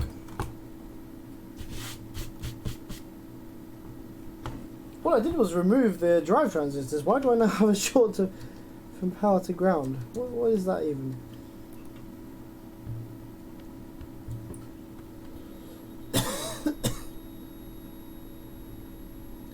Yeah, so we now seem to have a short from power to ground. I don't know, no idea what I've done. Not any solder bridges anywhere.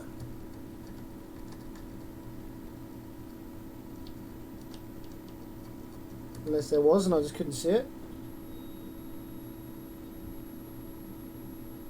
Nope, okay. So, what the fuck? What's going on?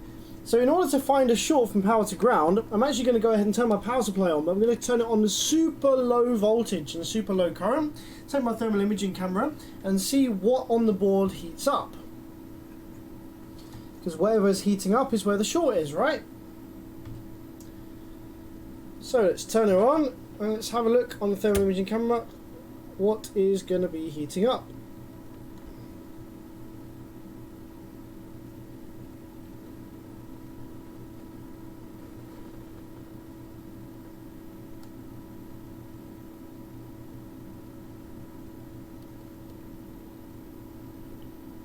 Appears to be a FET or multiple.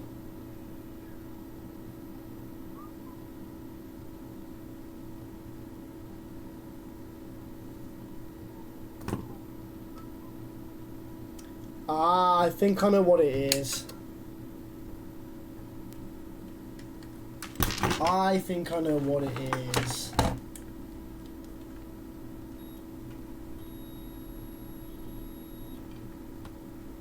Okay, this is actually really cool and really interesting.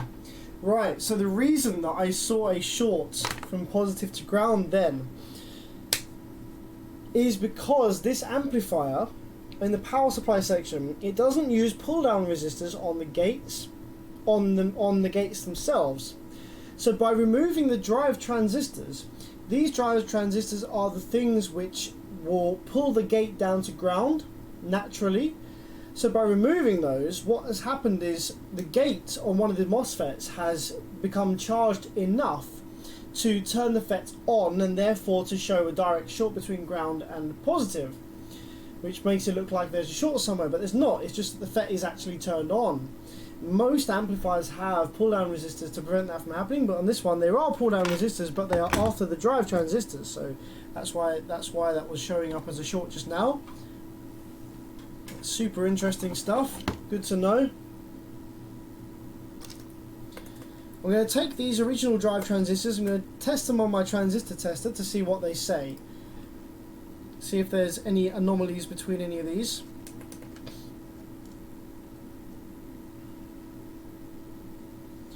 PNP 144.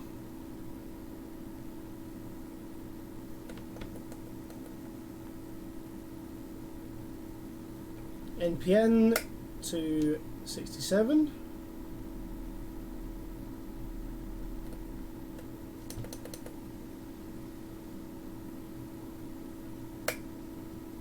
.276 NPN.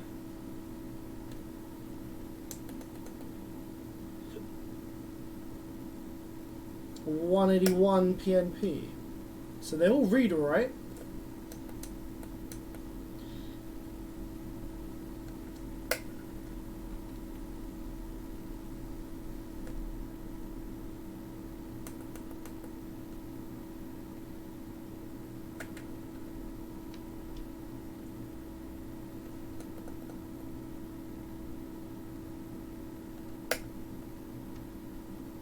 .144 there. I mean, the PNPs are slightly different from each other actually. So I might go ahead and change those anyway. So I need to work out where the PNPs are and where the NPNs are meant to be. Now, like I said, most of these amplifiers, I'm actually just going to go ahead and probably, like, I don't know, purposefully ground out these gates. Because it's annoying that they charge themselves, right.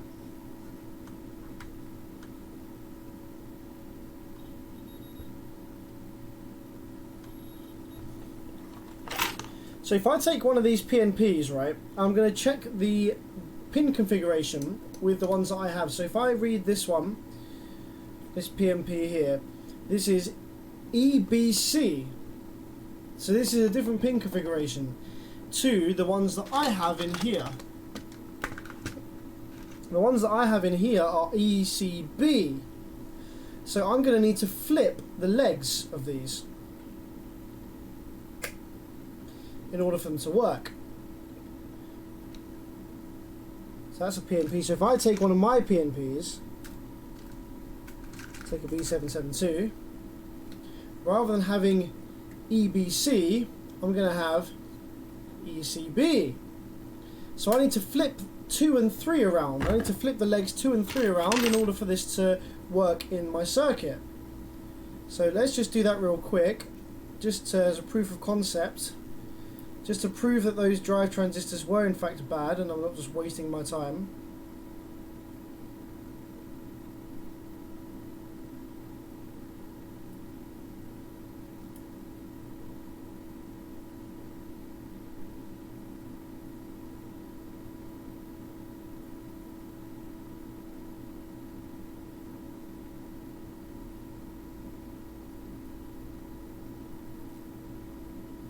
Alright, so this is our PNP. So the PNP needs to have continuity to ground, and this time it's going to be on pin 3 rather than on pin 2.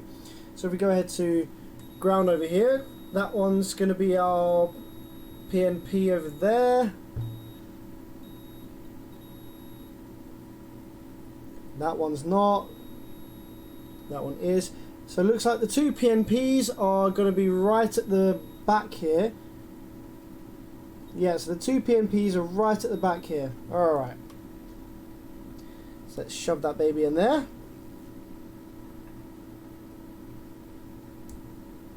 Just a proof of concept here at the moment. And our NPNs, we're going to have to flip these bad boys as well. Flip the legs on these.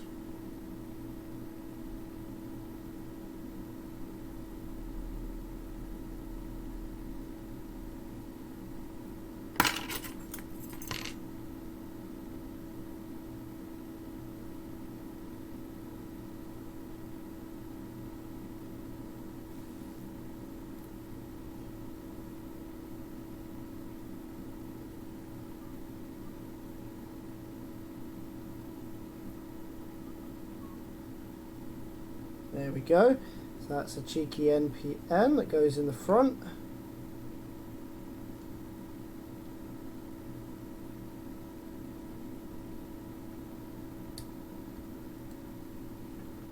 Do that twice more. Thank you to Inc74656L for the $10. Thank you for helping all of us. This is what you have started, and there's an imager link. I will look at that in a bit. Well, hands are a little tired at the moment, but I imagine that's probably a picture of some amplifier repair that you're starting or something. That's pretty cool.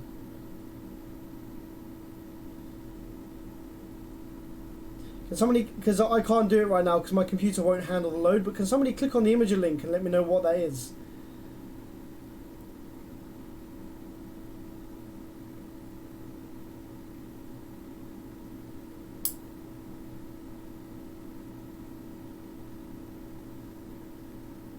I'm curious to find out now.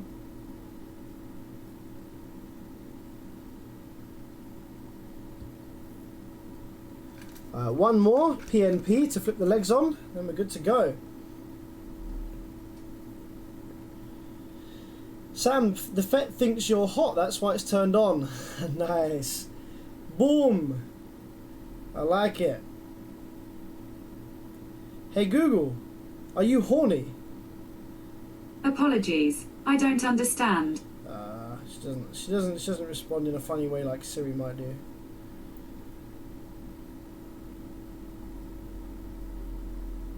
Hey Google, never gonna give you up. Oh Rick, you always know the right thing to say.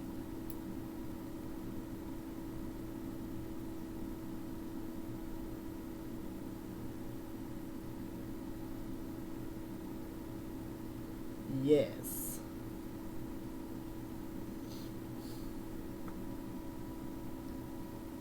Okay, that's our last PNP. So let's flip this bad boy over, solder those in, and see whether it is in fact the drive circuit that was causing all sorts of problems, or whether this thing's trolling me, y'all. It's not often we spend this long on a power supply.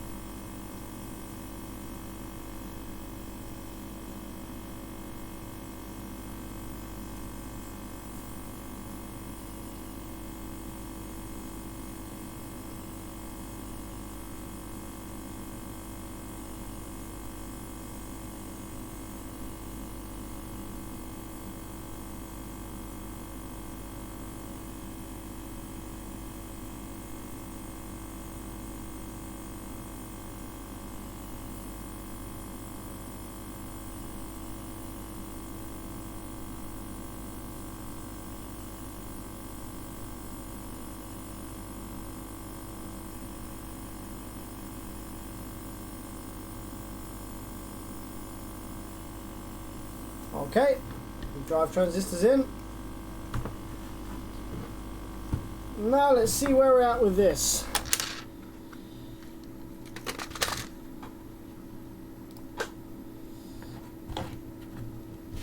Some power for me, please. Some power for me, please. Current right down. Uh-oh, some current draw. Why? Why? Where? What the fuck?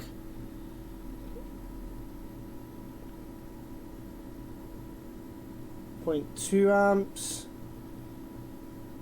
We've got some leakage onto the gate. How have we got leakage onto the gates? What the fuck?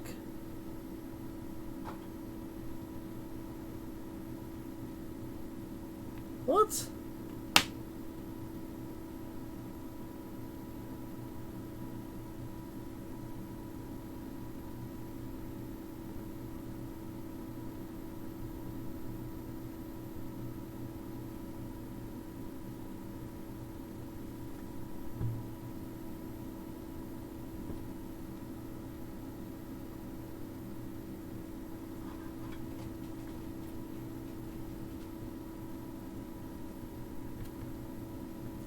I'm just curious to see what's going on. I'm gonna hit the remote. I don't give a fuck.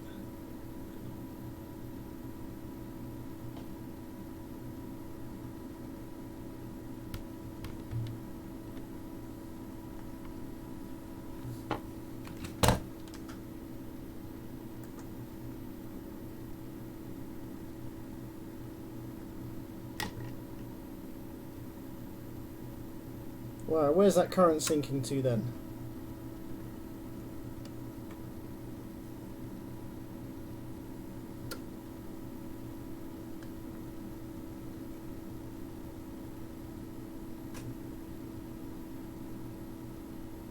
Something was smoking just then.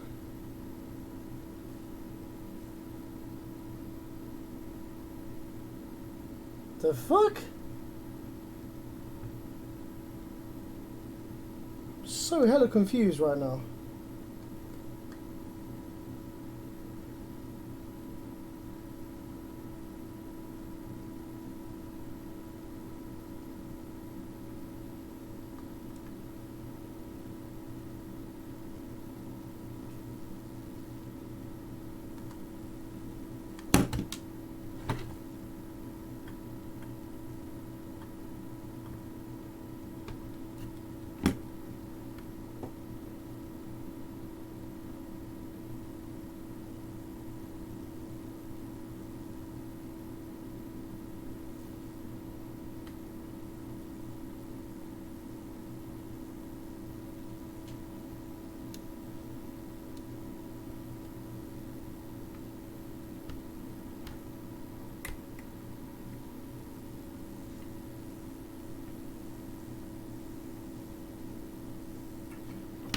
Something like 4R7 in the middle here that gets hot. What the fuck? Why is that getting hot? It's got nothing to do with this section.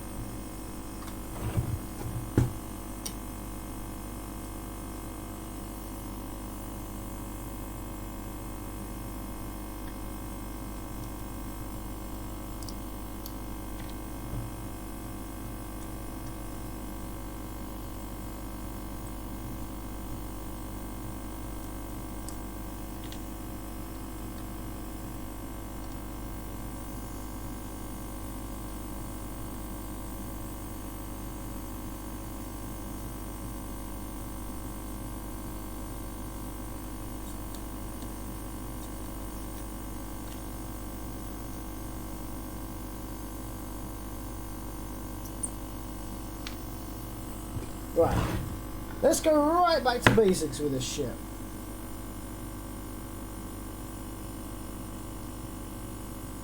Power supply, super easy, simple. So those drive transistors are removed. No solder bridges. Power supply on, no current draw. Right, okay. No DC, sitting where they shouldn't be. 3 volts on the NPN. Ah! Did I have them in the wrong place? I thought I had them in the right place.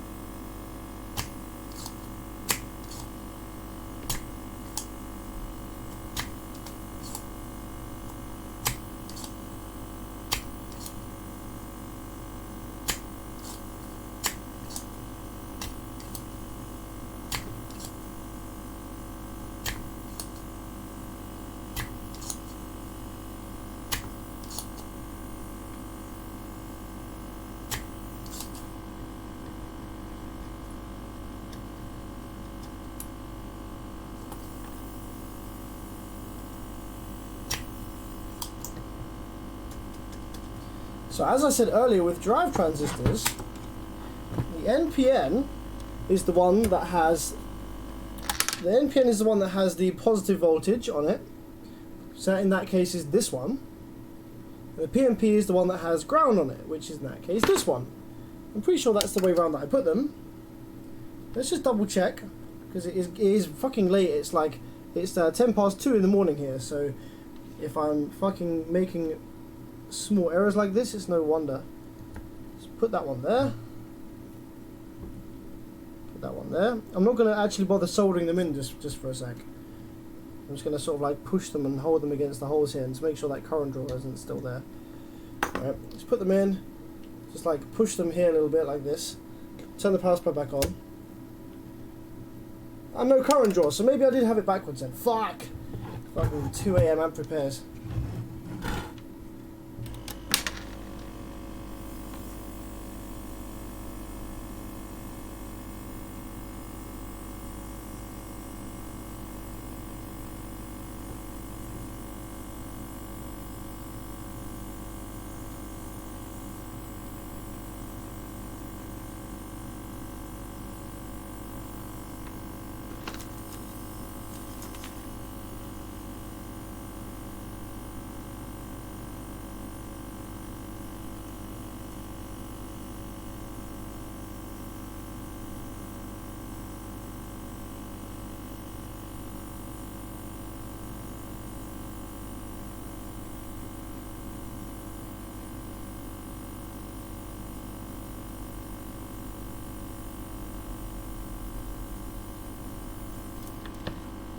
Alright.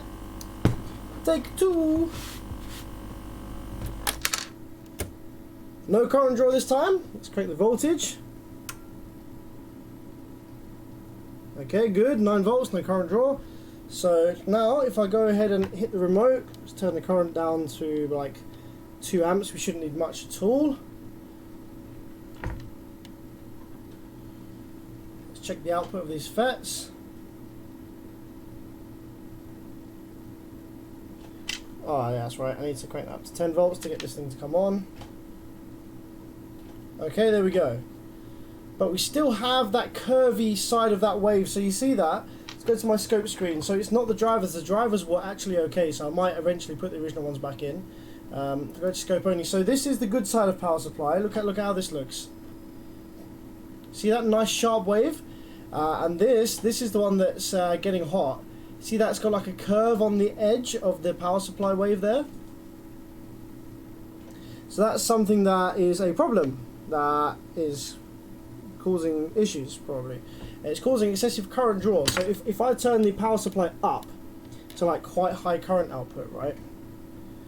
If I try and power this up, if I look down my thermal imaging camera, probably see that this side of power supply FETs is going to get really hot. So they're already quite hot because I've been fucking around with it for ages, but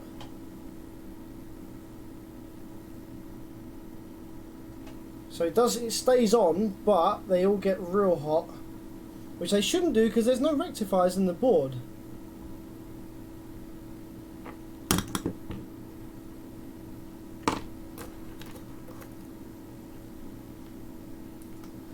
I'm going to just compare the two sides of wave here. So I'm going to put my scope probe 2 in. I'm going to have a look at both sides of these to make sure they're driving the transformer correctly. So if I probe both push and pull of these, turn the current back down again. It's getting really fucking hot now.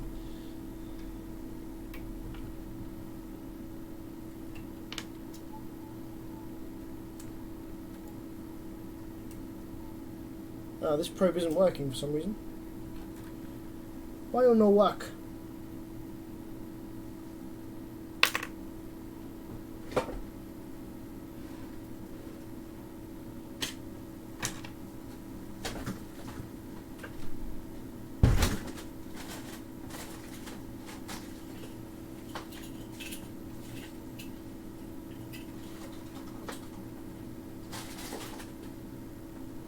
Here we go, should work now. So let's probe this side here. We want to make sure that it's exactly like opposite phase of each other. Let's go back to the scope screen. Yeah, so they're perfectly out of phase with each other, and there isn't any current draw to start with. So look at this, right? So it can't be the power supply that's the issue. So when the wave builds, there's no current draw initially. So the wave builds fully, but then all of a sudden current draw happens. So something is activating elsewhere on the board that causes current draw from that set of power supply FETs. That must be what it is. But where else on the board would be drawing current? So I'm gonna have to take a look down my thermal imaging camera, because something else on the board must be heating up in order for that to happen, surely.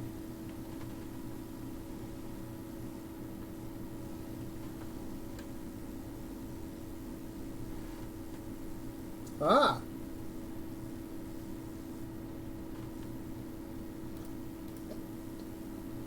There's some voltage regulators over here that look like they get pretty hot.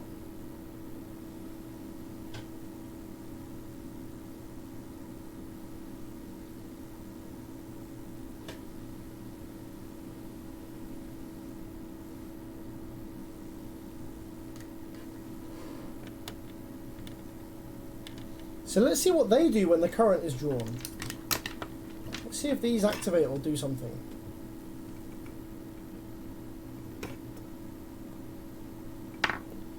So they have...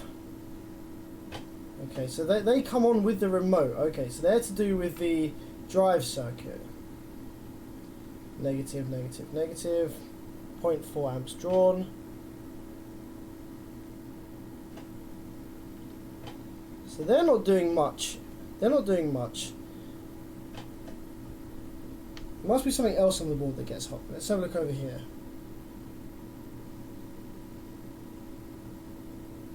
Got some of these chips that run a bit warm.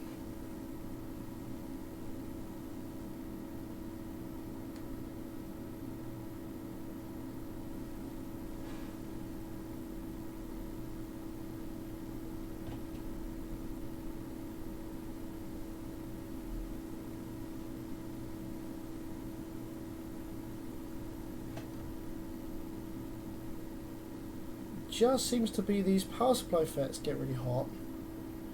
These little voltage regulators, they get really hot. There's nothing else really that gets hot on here. Well, there's something over here, some op amp in the preamp section maybe.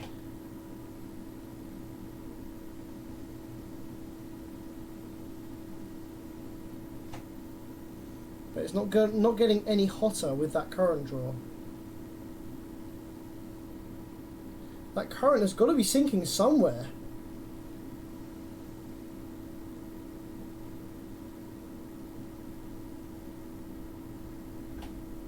.45 degrees. So what I'm looking for, right, is I'm pulsing the remote. What I'm looking for is I'm looking for something on the board that the temperature climbs suddenly when the amplifier draws a load of current. That makes sense? So at the moment, the only thing that's getting hot is these power supply FETs over here. But they don't get hot when the square wave builds. It's like a second after. So I don't think the issue is related to the power supply. Because if it was, then the amp would draw current the whole time the square wave was built. Not randomly like after. It's almost like something activates and causes the current draw. So I've turned the current even higher. I've turned the current even higher on my power supply just now. Just gonna wait for these FETs to cool down a bit. I'm gonna use some isopropyl alcohol to cool these down. I've turned the current draw even higher. I'm looking for something on the board that suddenly gets hot. So I'm looking at these voltage regulators here. These voltage regulators have caught my eye because they're running pretty hot. Okay. I want to see if they suddenly spike when the amp draws current.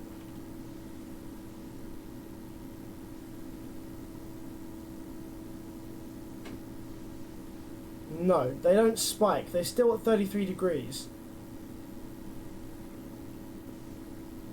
These power supply MOSFETs, however, get pretty stanky hot.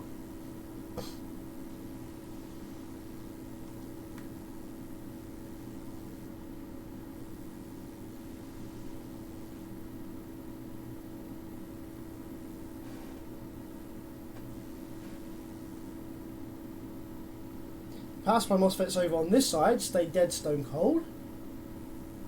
All these output FETs, these seem alright.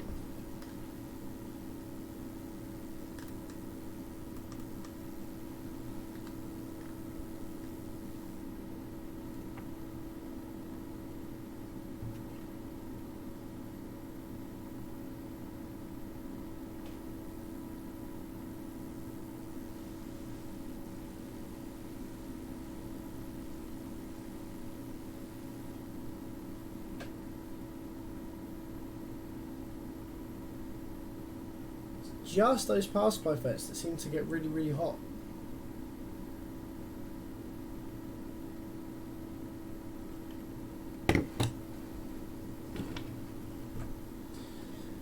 So strange. So strange.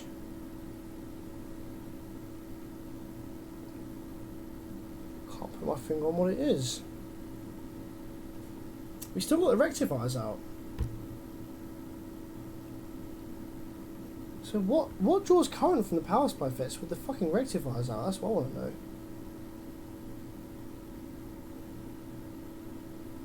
It's like a sudden current draw as well. It's not like a gradual. It's like, look. If I go to the scope, right? The wave builds, fine. And then the current draws. It's like after the wave has been built already. wave, and then the current draws. I'm still not happy with the shape, the roll-off shape. Still not quite right either.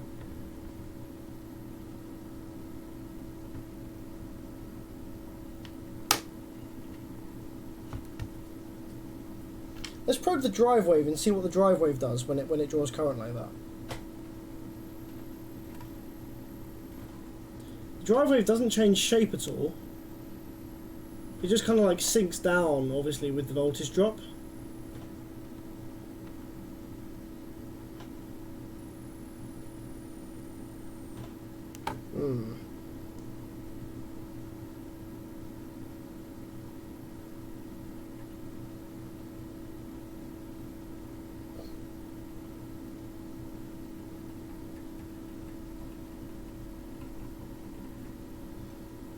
Doesn't seem to be any other rectifiers anywhere else on the board. I have looked to see if there's any other rectifiers elsewhere.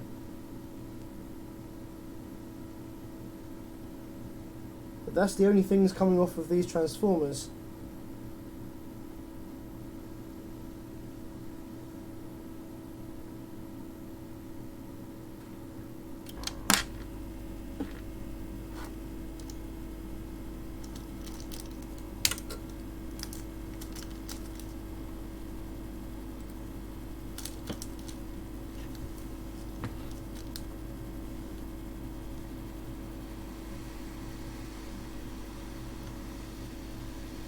I'm just going to try putting one more FET in this side. They're all in parallel, so it shouldn't matter, but you know, it's the only thing at the moment that's showing that's different.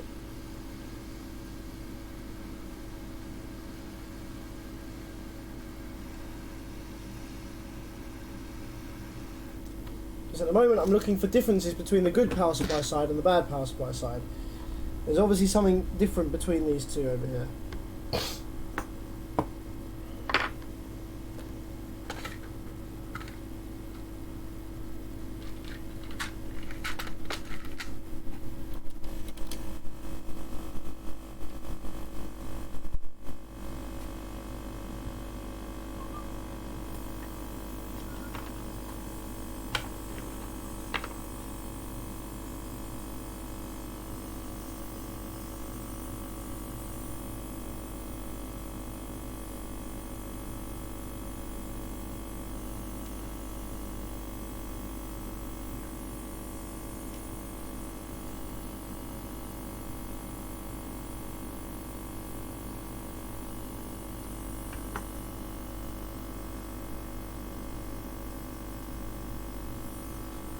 There's one more FET in there. I don't think this is going to make any difference, but I'm just kind of toying with ideas and differences here.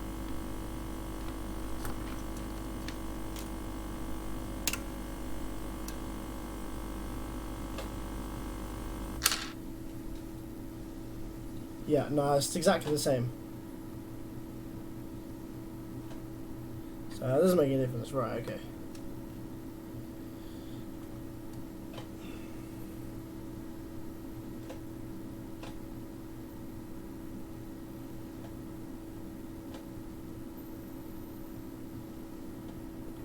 There's definitely something wrong with the shape of the power supply here. There's definitely something wrong with the shape of it. The shape should look nice and sharp, like this. That's how it should look, nice and sharp. This one, it curves down. It's like it's not being turned off quick enough. That's kind of what it's like. But the driver transistors have all been replaced, so it's not that.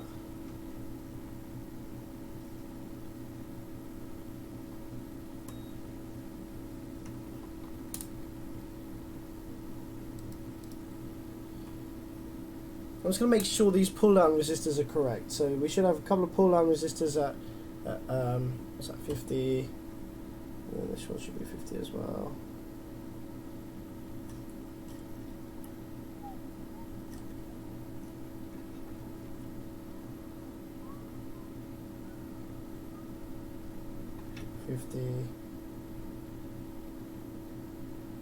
Yeah, so the pull-down resistors are okay there. What else? What else is not right?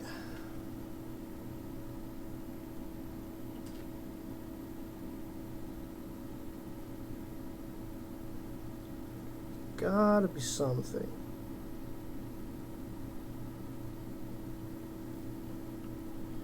Why else would the power supply drive look bad? Why would the output look bad? So the drive waves look the same. I'm just going to go ahead and compare the drive waves real quick. So I'm going to take my second scope probe as well. I'm going to go down to 2 volts divide on both of these. And I'm going to probe the drive input to the gates on both of these. Gate input drive on both of these.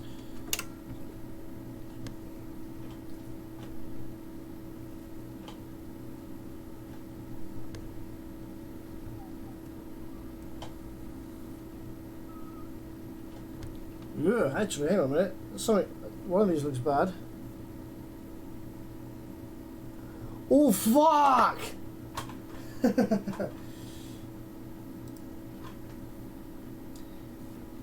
It's my bad. I shouldn't be doing amp repairs at 2 in the morning. I clearly can't see properly. It's my bad. This is a fucking waste of time because it's me that's being stupid.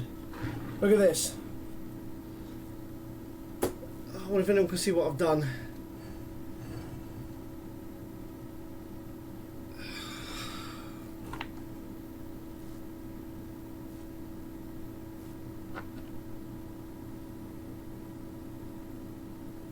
These are not 47 ohm gate resistors. These are 470 ohm gate resistors. Fuck's sakes.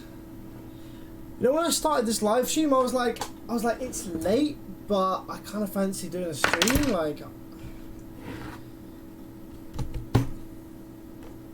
what a fucking idiot. What an idiot. Do I actually have any 4R7s? I probably fucking don't, do I?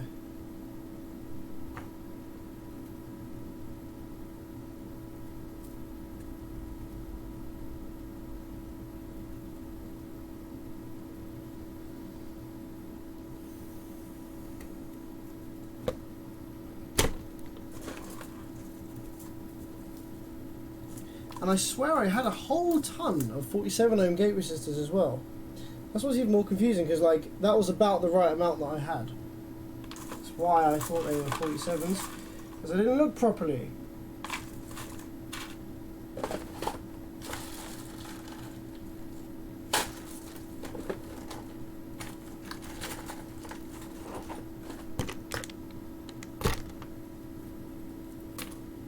Alright, well that resolves it. I mean, this amp's probably fixed then. If I put 4R7s in there, 47 ohms even, sorry, that would probably work. Can I be bothered to try and find some now? No. No, I can't. I should stop touching the soldering iron tonight. Let's turn that off. There we go. I'm fine with that. And I'm probably going to put the original drivers back in as well. Maybe I won't. Maybe I'll leave these drivers in. Because the original drivers did get, you know, pretty hit. And the values were slightly different as well.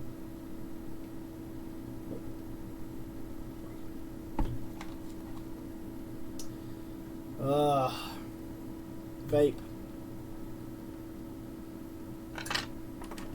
Right, let's read through some of the live chat. Let's see what you guys have been suggesting that I try to fix my stupidity. Right, let's have a look.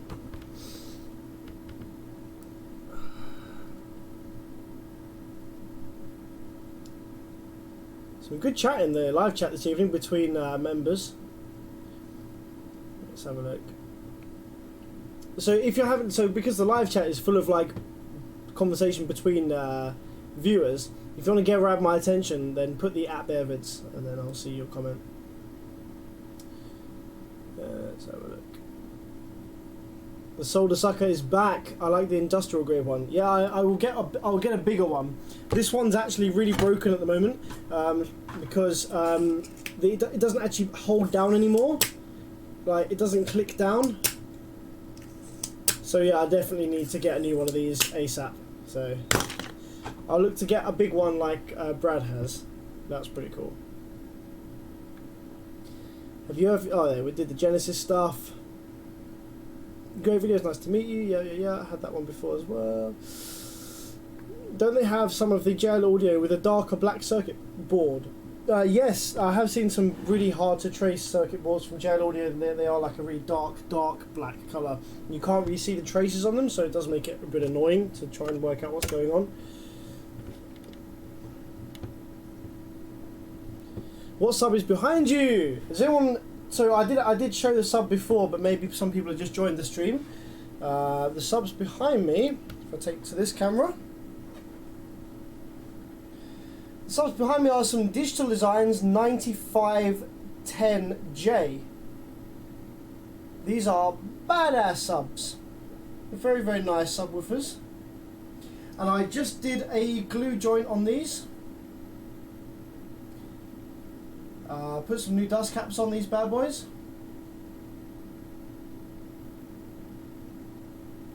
And I'm quite impressed with my glue joint, I have to say. It looks almost factory, if factory. Yeah, look at that. Look at that glue joint there. Sexy. It's like uniform all the way around. So yeah, these are pretty awesome. These are little 10-inch woofers with a 9.25-inch spider. Big EROM surround with the ribs, ESP. Carbon cones, proper carbon cones. These are like the stiffest cones you can get. 8-layer, 3-inch coil, DDZ coil, big motor.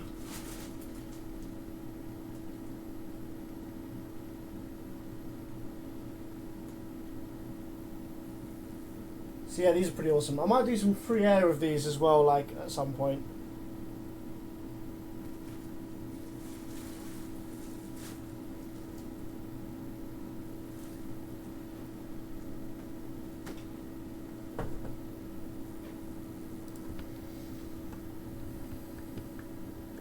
Almost missed this. Your videos have given me info to start fixing things myself. Nice, good to hear that, man. The table, I like the smiley face on my table. Just a quick question, should an old school new in amp box camp be recapped before using it? Depends. If an amp has been stored for a seriously long time, then what happens is the capacitors, they can actually kind of get critically empty to the point where when you try and charge them up, they're so empty that they actually get really hot and they can explode. I've actually noticed this once or twice on amplifiers that were sitting for like a couple of years, and the way to get around it, the caps just need to be slowly brought back into like charge. So obviously I was able to do that with the current limited power supply. I was able to use the thermal imaging camera to monitor the heat on the caps as they were charging up because the internal resistance was too high where they've been sitting for too long. So by limiting the current, I was able to charge the caps, and by charging them you then replenish them, overcoming that internal resistance, and then they function normally again, and they actually read the correct capacitance on the capacitance tester.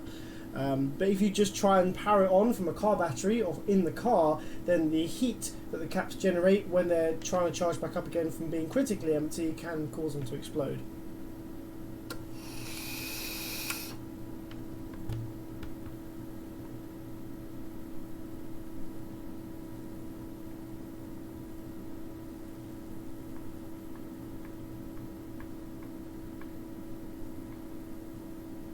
Hey Sam, got a Soundstream Towel series from Flea Market, paid $4 and I figured it was blown and want to try and repair it.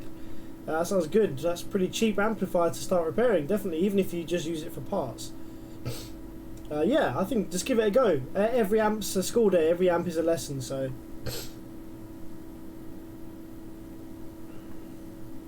If you remove an amp's rectifiers without marking where the two types go, how do you test the board to see which ones go where? This amplifier, the rectifiers are both the same, but yeah, if the rectifiers are different and you've taken them out, you need to know, there is a way, so, I'm trying to fucking think, because I always check the markings, so there is a way to know, and the way to check is to check which way round the capacitors are. So obviously on the pads for the rectifiers, you will have the output pad of the rectifier. If you don't know which pad is the output pad of the rectifier, it will be the one that's connected to the capacitors, the main rail capacitors. So use your multimeter to trace which one of those pads is connected to which capacitors. Now if it's a positive negative rail amplifier, then you'll have the capacitors will be in two banks, one bank of capacitors for the high voltage rail, one capacitor banks for the negative voltage rail. And so what you need to do is work out which one of those pads is for the bank of capacitors that is one way round for the positive, which you can work out because you can see that the output of the rectifier will be going to the positive thing on the capacitor, and the other capacitor bank will have its negative capacitor leg tied to the rectifier output, and that will be the negative one. And to know which rectifier is positive or negative, you can kind of work it out by looking at which way the diodes go to work out, you know, if the square wave is like this, then the diode's in this direction, then it will be allowing the top or the bottom to pass. But it's a bit of a, you know, it's unnecessary headache. Better to just take a picture of the amplifier and the rectifier section before you put them out. Yeah.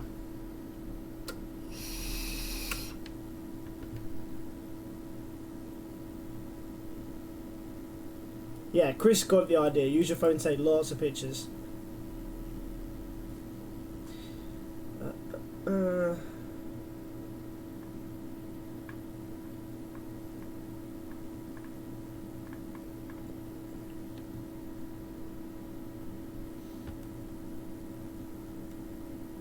Yeah, vibration damage is the biggest killer of car audio amplifiers. Ever worked on an FSD Audio 5K? Pretty much. I've worked on this exact same board that those have, so yes, pretty much. There's no differences between them. It's just a standard half-bridge IRS 21844S driven amplifier with a push-pull power supply. It's very generic, old-school style.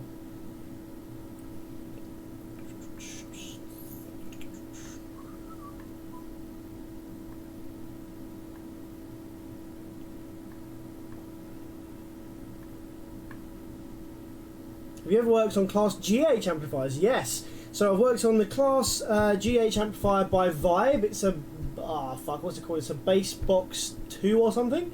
It's like a 2500 watt thing. So when the amplifier is in a low power mode, when you have the gain down low or there's not much playing, it's in Class AB mode. But then when it's up to a certain high percentage of output, then the rails switch and it becomes like a Class D almost. It's pretty clever circuit design, and it does it very quickly as well. There's no transition period between the Class AB and Class D. It can literally be like a low volume bass note playing, and then on the kicks, that's when the current draw is, and the kicks will be Class D and the low bass line will be Class AB. It's very clever. The Vibe amplifiers, I've noticed that in order for them to turn on, they require an immense amount of sudden sharp current draw. So if you try and power those Class GH amplifiers up on any sort of current limited supply, they won't power up. It will just try and draw current and it will turn off, and the power supply FETs will actually heat up from trying to turn the amp on. But when the amplifier is plugged into a high current supply, like a battery or like these Dell servo power supplies, the amplifier comes on straight away and everything stays cool. I learned that the hard way because I was like, why is this thing not working? Like, everything's perfect and it just won't turn on, it just draws current. I was like, what the fuck's going on? Obviously not knowing to me at all that that was going to be the case, it needed high current. And it was only when someone brought one round that was fully functional, he wanted me to bench test it, and I powered it up on my current limited supply first, just to make sure it was all working, and it didn't turn on. I was like, what? I was like, to the guy, I was like, this thing works, right? He's like, yeah, I just pulled it out of my car. So I was like, what the fuck? So I was like, okay, fuck it, let's put it on my big power supply. I put it on the big power supply, turned on first time. So yeah, I learned that one from that. What do you think is the oldest car audio amp you've ever worked on? It's probably some ancient Kenwood from back in the 90s. I've actually still got it sitting around somewhere. The case has all been painted, it's all flaking off, it looks horrific. But inside the amplifier, it's all like really old school, like the massive components inside and single layer PCB and like massive old caps and sorts. Yeah, it's pretty cool.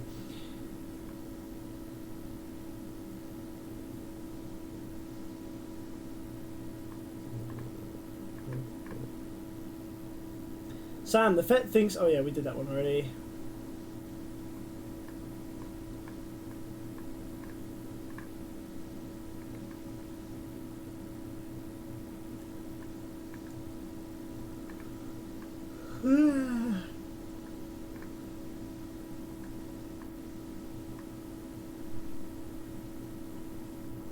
How do you wait? Hunter Callahan. Hey Sam, how do you vape? I can't afford the charger. And I can't keep my battery charged enough to vape all day. But you know how I vape? I just vape off my laboratory power supply. I only vape in the workshop, so I don't even vape that much really. Just like if I've had a glass of wine, it's just nice, tastes good. But I don't need a battery. I just vape off the lab supply. Whatever happened to that electric solar sucker? I watched you build it but never used it. That's because it fucking sucked, and not in a good way. It was rubbish. It just got clogged up every 5 seconds. So sucking holes with that would be great for like 3 holes, and then it would not work, and then I have to clean it out, and it used to take forever. So I just dashed it. I was like, fuck this is bollocks. Yeah, waste of money that was. Waste of money and time that was. Yeah, you need a silicon tip for your solder sucker. It makes life much better.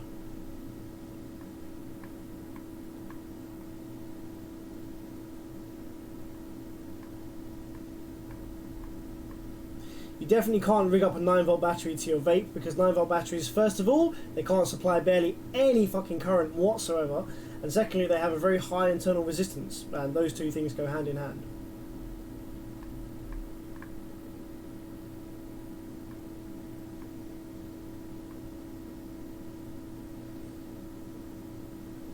If the rectifiers are removed, you shouldn't get any volts on the rail caps. That's correct.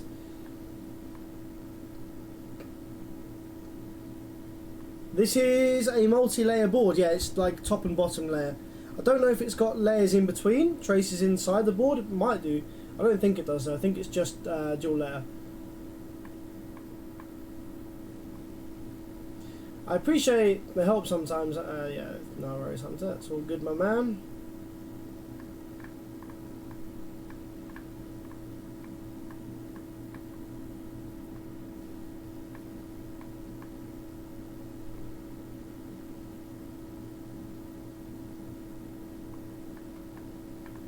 Yeah, fucking stupid ass. Oh, this is... Damn, it just jumped. There we go.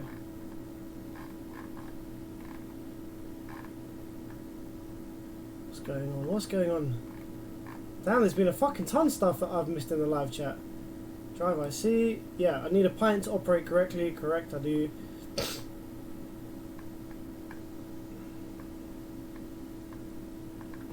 I've done this already. Drive second, blah, blah, blah, blah, blah.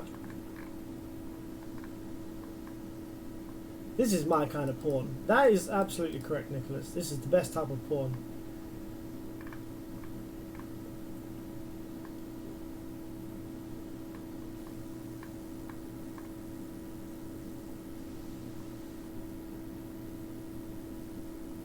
Yeah, software development. Yeah, Nicholas raises a good point. So with software development, if you put the wrong code in or you fuck something up, like nothing's gonna die, nothing's gonna break. It ain't gonna work. You're gonna get that nice Windows XP error sound. That's not a sound you can do with the vocal cords, is it? Oh, that was a bit better. Yeah. That one, you know the one I mean. Everyone knows that sound.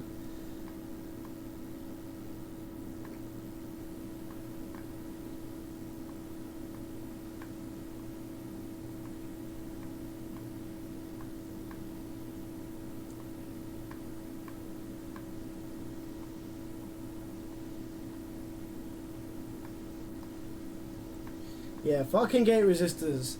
Fucking SMD gate resistors, man. Need to buy myself some. I need to, like, basically, I got bored of buying 47 ohm gate resistors, right? So what I did was I bought myself this box here of 47 ohm gate resistors. But these are. Oh, fuck. Yeah, these are obviously through hole resistors, and there's 5,000 resistors in here. Because, like, most amps use 47 ohm gate resistors on the power supply. But I need to buy another box of these now that are in surface mount. So I just have a ready supply of 47 ohm gate resistors for surface mount, so I don't keep putting 470 ohms. You know what? That's not the first time I've done that. I doing that just vaguely reminded me of like one time ages and ages, like it's probably a year ago now, when I did the same thing. I put 470 ohm gate resistors instead of 47 ohms because I just glanced at them quickly and was like, oh yes, that says 4 and 7, therefore that's correct. No, it's definitely not correct. So, but at least you guys now know what happens to a power supply if you use like crazy high value gate resistors. You get a curve on the end of the output wave and the FET because it's not turning off quick enough because the gate resistor value is too high, so it won't turn off quick enough. Have you ever killed anything with ESD? Nope, not that I'm aware of ever, and I don't use any ESD stuff, so no.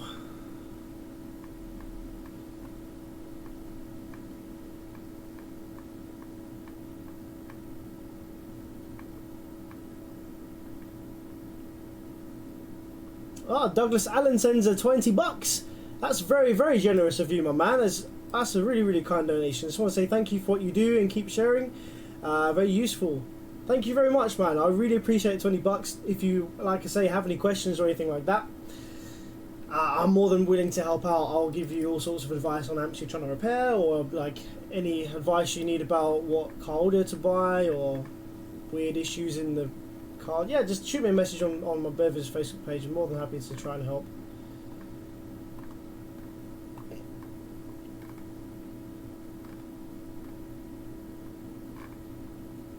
I opened it up and it was missing one FET completely. Yeah, you can tell quite easily if an amp's been opened or worked on before. You can telltale signs everywhere. You inspired me to start video recording my repairs. I've got 3 videos up. Ah, crazy logic. I need to go and check those out. See, I'd find it quite interesting seeing like what I do, but from someone else's perspective. So that'd be pretty interesting. I might whack that on at some point. Dallas Daniels, are my questions getting through? I'm not sure. Let's see. Here we go. Wait. If the live chat is being a bit erratic tonight, it's like it keeps jumping all over the place. Right, let's go. I have a sub no one's heard of. Let's have a look. What sub do you have? I have a sub no one's heard of, man. Can you help get info on it? It's made in Germany, they say. Okay. Want to build it? So, give me some more info. Like, what is it? What does it look like? Does it have any markings on it? What? Is it a big motor? Is it? What does the surround look like? What does the dust cap look like? Give me something to go by. How much is the carbon dust caps on the DD behind you? I think they're like, well, you see, Digital Designs, they charge a single price for a custom part. So whether you order a big, like 10-inch dust cap or a tiny 4-inch dust cap, it's the same price because the cost is in the labour that goes into making that part.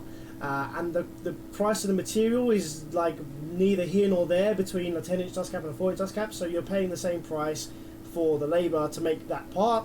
And I think it's like 30, 35 pounds, 40 pounds or something for a custom part, I think. I mean, it varies, like, depending on what the carbon is, and yeah. And also, like, the prices keep fluctuating, so I'm never too sure, but it's somewhere around, like, it's between 25 and 40 pounds most of the time.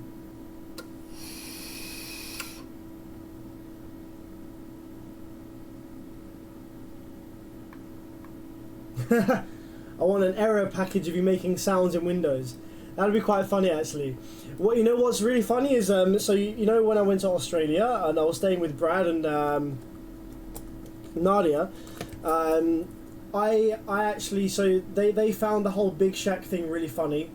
So before I left, while they were at work, I changed all of their Windows sounds to Big Shack versions of it. So when like you got the big error with the red cross come up, rather than going like jung or whatever, it would go boom.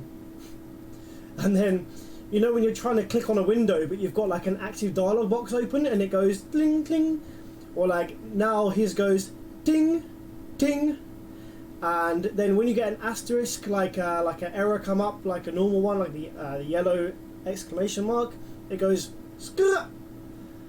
And there's some other things as well. Oh yeah, when you remove your USB device, no, that's right, when you plug in a USB device, it goes, oh yeah, I see it. And then when you remove your USB device, it goes, oh, where's it gone? And when you empty your recycle bin, it goes, your porn's been deleted, bro. Secret safe with me, innit? Yeah. What else was there? Like if you log off, it goes, later, yeah. And then when you log on, it goes, yo, what's going on, blood? And what does it say? It's like, oh, what going on, blood? You cool, yeah? I think that's what it says when you log on to Windows now. What else? There was a bunch of them I did.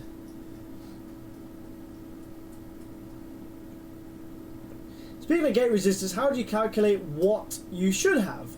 I seem to recall you talking about in some video here. Yeah, it's to do with the value of gate resistor you need is mostly to do with the gate. It's a number of things. Gate charge, so the numbers you should be looking at when you're trying to decide on a gate resistor value is gate charge value, gate capacitance value, and there's input and output capacitance as well for turning the FET off quickly. Essentially, what I would generally do is, like, if you've got a MOSFET, the higher the input capacitance, generally the higher the gate charge, the lower the gate resistor value you want. Most output MOSFETs will be fine with a 10 ohm gate resistor, and it needs to be a low value because the output section runs on a higher frequency, so that's important as well. The higher the switching frequency, the lower the value the gate resistor should be, because if it's too high, then the drive won't be able to turn the FET off quick enough before the next cycle comes around, so it needs to be a super low value gate resistor. So output section gate resistors I usually see somewhere between 4.7 ohms and 10 ohms. Power supply gate resistors, I've seen anything from 10 ohms through to 22 ohms for 064Ns, 47 ohms for 3205s, even up to 100 ohms for 3205s I've seen in some amplifiers. And you can get an idea as to whether your gate resistor value is correct or not by looking at the shape of the drive wave. If your gate resistor value is too high, then the drive wave will have a massive slope on the way up. It will curve massively and then have a spike, and the output of the MOSFET, the drain, will have a curve on the way down. If your gate resistor value is too low, then you may experience excessive ringing on the output of the MOSFET, and they might heat up a little bit, but it's better to have a too low gate resistor value than it is to have a too high gate resistor value. The gate resistor value should be just high enough to prevent ringing and to get the drive cleaned up, but not so high that it prevents the FET turning on and off quickly and effectively. Make your own amplifier. That is actually a goal of mine at some point in the future, to design and make my own amplifier. But I'm way off that yet. It's one thing to repair something that's already in front of you, but it's something completely different to make an amp from scratch. Like, I might be able to piece together something random, but it would just be kind of copying bits of designs that I work on. Like, it would be a normal push-pull power supply with the TL494 and 3205s or whatever, and then I'll have to work out the correct value of the fuck is that? The correct value of the transformers to use and stuff. Though it'd be trial and error. And I'd probably end up using, I'd probably use the discrete Class D style with a pair of TL0772s, a pair of 072Cs and the LM211, buffered, like heavily buffered on the outputs. Actually, no, I'd probably make a full bridge. I'd probably use the IR2010S chip. That's a really good, reliable full bridge chip. I'd probably use that actually. Yeah, I'd make a full bridge amp if I was doing an amp.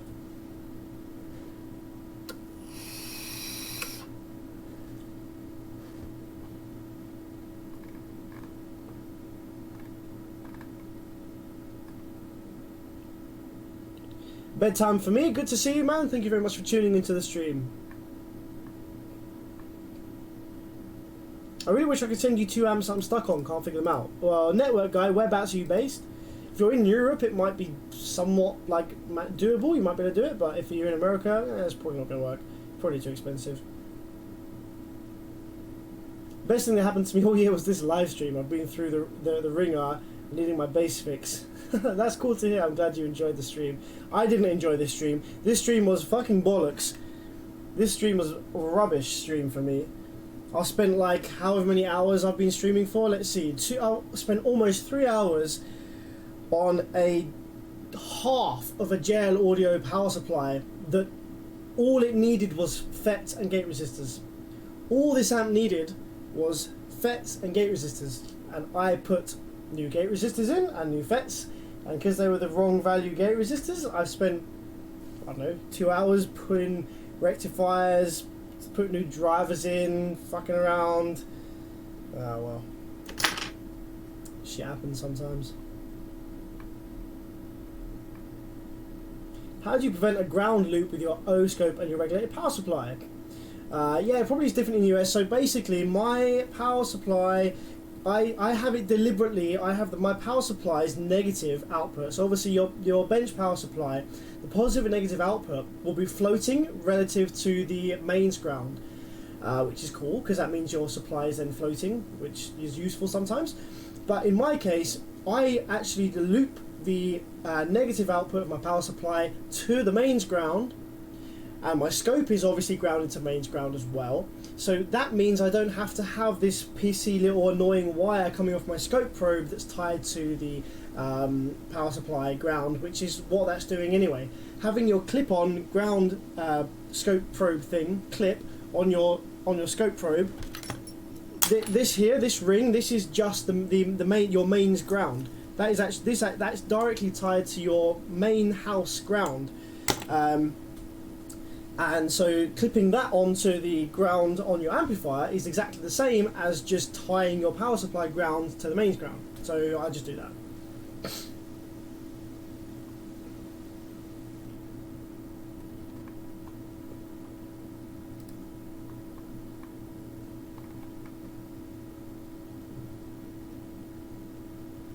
I'm working on a 2K Sonido mask, and I replaced all the output FETs and blown gate resistors. It starts up normally but still have DC offset. So network guy, you need to be checking, so power the amp up slowly, and you need to check whether you have the correct voltages on the high side and low side of the output MOSFET. So the low side should have negative rail voltage on pins 1 and 3 and nothing on pin 2. High side should have nothing on pins 1 and 3 and should have positive rail on pin 2.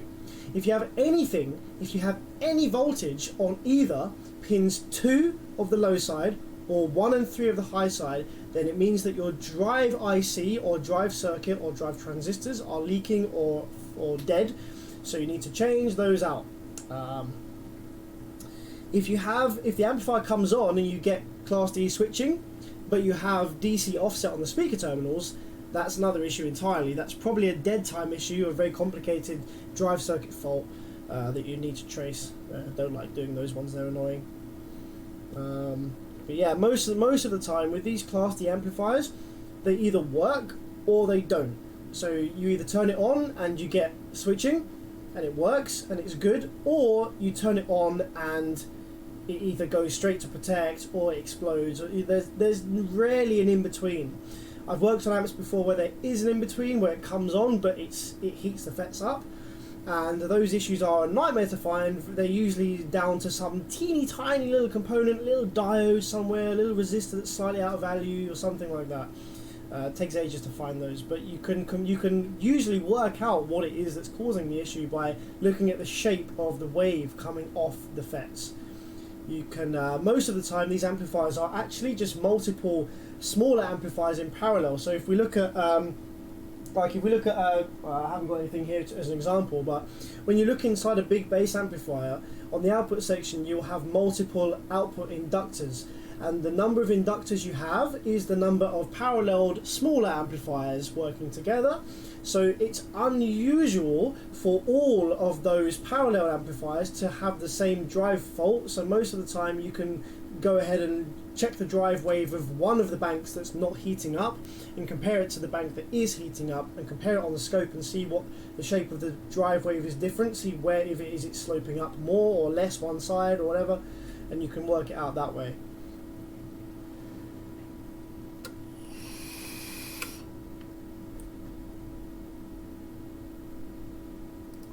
You're watching every video, writing down all the bits of info and taking notes. That's really cool. You're far more organised than me. I could never take notes and do that. I'll support you in your amp building, man. Thanks very much, Kenneth. That's really cool. I probably need to take some lessons. Like, if I was going to design my own amplifier, then I would just literally need to bite the bullet and just get like some intense like electronics design work lessons, because I can repair these things, but I don't have the background foundation knowledge in order to like come up with my own like regulation circuits and drive circuits and bootstrap and feedback and stuff like that. Like, I couldn't come up with it out of nowhere. I can look at one and work out why it isn't doing what it's meant to be doing, because I'm a problem solver. I'm good at problem solving. But yeah, what's a good replacement for 50N06?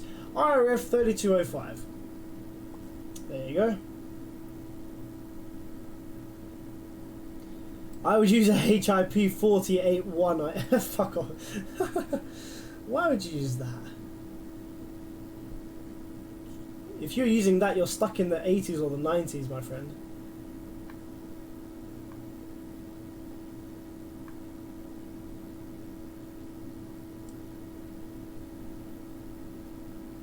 How do I save this chat? Lots of good info on it.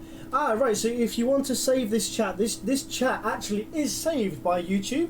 So once this live stream is finished, when the video goes live on my YouTube channel, when you watch the live stream back, it actually replays the live chat.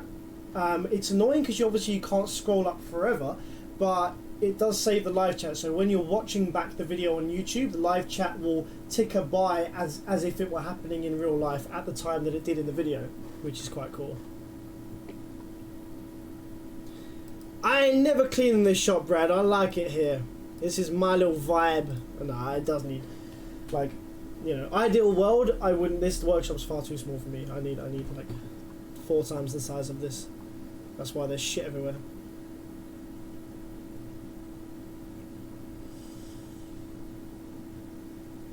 You're decently sized on here now. Why not message Dave at EVblog and partner up on an amp build? That would be pretty sick, but I definitely would like to get some more background knowledge first. I was working on a 500/1 and replaced all the 47 ohm gate resistors, and now they all read 15 ohms. What do you mean? So do they read 15 ohms across the resistor? Because that wouldn't be, no, that wouldn't make sense at all. If they read 15 ohms across the gate resistor that you've just installed that's meant to be 47, then that means that you probably have a solder bridge that is paralleling all the resistors together to bring it down to like 15 ohms. That's weird. I've never seen that before.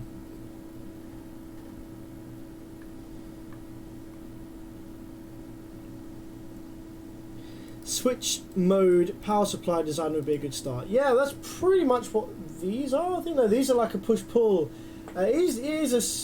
Hang on a minute. Is this just... Yeah, these are switch mode power supplies, I think, in these amps, aren't they? Little push-pull TL494 jobby. Why do car subwoofer don't sound good in-house? Car subwoofer do sound good in-house. Car subwoofer need lots of power in-house. That's the problem. House, you don't need much power. To get good sounding audio in a house, you don't actually need it to be that loud, and you don't need it to be that powerful.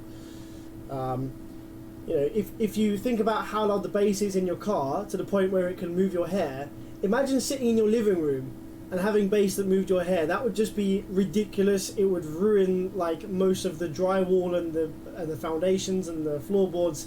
Yeah, houses aren't made to deal with that shit. No. Houses, for good bass inside a house, you need fucking lots of cone area, like 18s, like a load of 18s. but make them PA18s. Get PA18s in tapped horn boxes or transmission line enclosures. Ported is a bit unnecessary for home. Ported is good for compact, but if you've got space indoors, cone area indoors, efficiency, PA drivers, clean sounding bass, frequency response, decent enclosures, that's what you need for a home. You don't need car subs in the house. It's just overkill. You end up needing too much power to run them, and it's pointless. So Sam, you don't use ground when working on a preamp circuit that uses isolated ground? No, like, it finds a good enough ground through the amp, like, it finds a good enough ground from the power supply. Like, the scope is so sensitive, it doesn't really care. Like, as long as there's a somewhat route to ground, like, even if it's a high resistance route to ground, you can still read it fine. On some amplifiers, when you're probing parts of the output section and the preamp section that is floating ground, reference to main amplifier ground, you might see some noise on there, some like noise from the power supply switch that you wouldn't get if you did actually ground your scope on the floating ground. But I know that it's there because it's the ground, and it's not there because it's a problem. You know, it's not actually there. It's just like, yeah. So I don't bother changing my ground position because I'm lazy. I just know that if there's noise on that DC line, it's not actually there. It's just the fact that the scope's picking up noise from the power supply because the ground's floating. My youngest cranked up her sister's stereo. Soundstream RUB. I've repaired one of these before. It stopped working, not in protection mode, and the subs will phase when turned on. Nothing looks burnt up. The subs will phase when turned on. I'm not sure what you mean by they'll phase, but yeah, those amplifiers, those Soundstream amplifiers, they are terrible for vibration damage.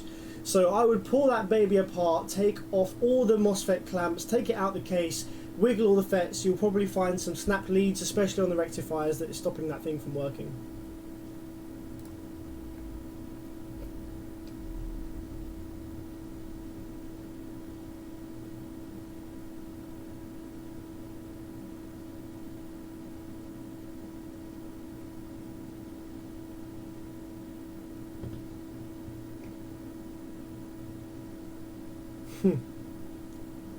Are you going to save this live stream or delete it? No, all of my live streams are saved. I don't delete any of my live streams.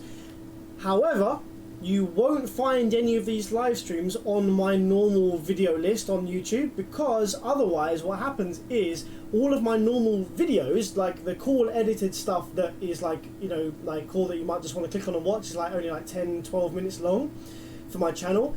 If I was to list all of these live streams as public, then my channel just gets clogged up with just live stream after live stream after live stream. And so when someone new comes to my channel and they look at my videos, there's just like 20 live streams that are all 4 hours long, and it's like, oh fuck, I ain't got time to watch any of this.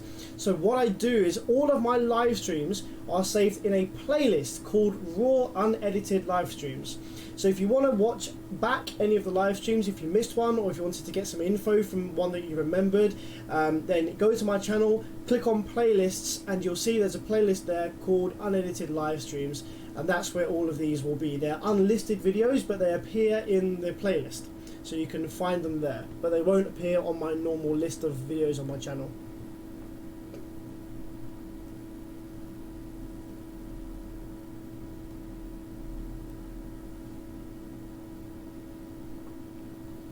Have you been slacking on the live vids or just taking too many vacations? Yeah, both of those things actually. I took a vacation, well I didn't take a vacation, I had a work trip, kind of vacation, work trip to Australia, and then actually before that I didn't do any live streams in January or the first part of February, purely because I took my computer up to upstairs for the Christmas period, because I was like chilling upstairs, watching Netflix, blah blah blah blah, and then I just couldn't be bothered to bring the computer back down to the workshop to do any live streams, so I didn't. But now I have, so the computer's back in here now, hence why I'm live streaming. See you later, Hunter. Thank you very much for tuning in, my man. Have a good one. I'm tired. It's 3:15 in the morning, so I'm going to go to bed as well in a sec. Can you drain the rail caps through the terminals, or do you have to drain them through the FETs? Neither. the best way to drain the rail caps is either turn the board over and do it directly on the capacitor's legs themselves, or you can do it on the rectifier legs, but don't just short them out with pliers, because like if you short out 100 volts DC, or if you short out both sides of the rectifiers 200 volts DC worth of potential difference, then you'll probably blind yourself, you'll probably deafen yourself with the spark crack, and you'll probably blow a hole in the rectifier leg at the same time, and it won't be a happy day for you. So if you want to discharge the rail caps, use a load resistor, something like high power, like some, like I don't know, a good value is like something at 50 ohms, like something between 20 and 50 ohms, but like a high value resistor. Like these dummy load resistors, these are perfect. These I use these all the time for discharging the capacitors, and these are actually I series these up to 16 ohms, which is quite low. So you do still get a bit of a spark. If you put 16 ohms on like 200 volts DC, you still get a bit of a spark. Don't trust me, but it's nothing like if you just short it out with pliers.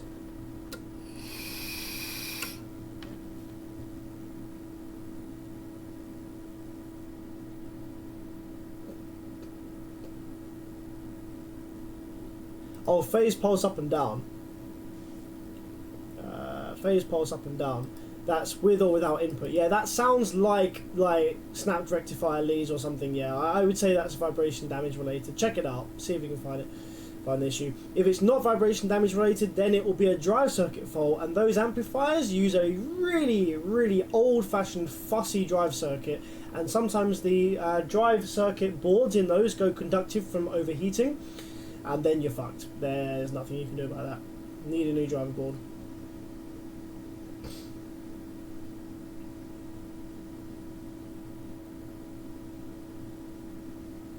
I have a Fusion 4-channel amp that has blown FETs on one side of the power supply.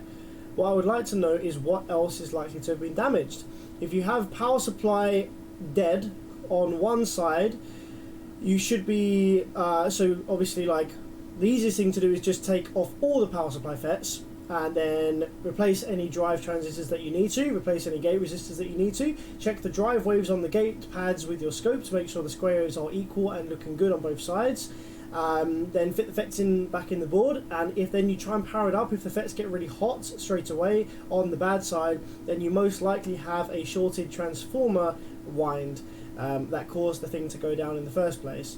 But before you go and power it up, just put your multimeter across all the output FETs to make sure the output FETs aren't shorted as well. Power supplies don't generally go down of their own accord. There's usually something that brings them down. Does happen, but it's less common. Usually power supplies are pretty sturdy, and they only really die if the output section fails and the protection circuit doesn't kick in quick enough, or the transformer has a short on the wind. Man, she mad. Take it easy, Hunter. What are you using for JAD audio, Sam? There's no schematics. Do you have a reference board? Nah, I just look at the board and just work out where the traces go with my eyes and with my trusty multimeter. It's pretty. This shit's pretty simple, like circuits really. Like, I mean, the output section in this amp's a bit complicated, but most of the time, the way that I work these boards out is I look for shorts with my multimeter. I turn it on. I look for square waves where they should be. If they aren't where they should be, I trace things back. If things get hot, I use my thermal imaging camera and I change the bits that are getting hot. Yeah, I don't really see the need for schematics most of the time. I don't use schematics. Very rarely use schematics.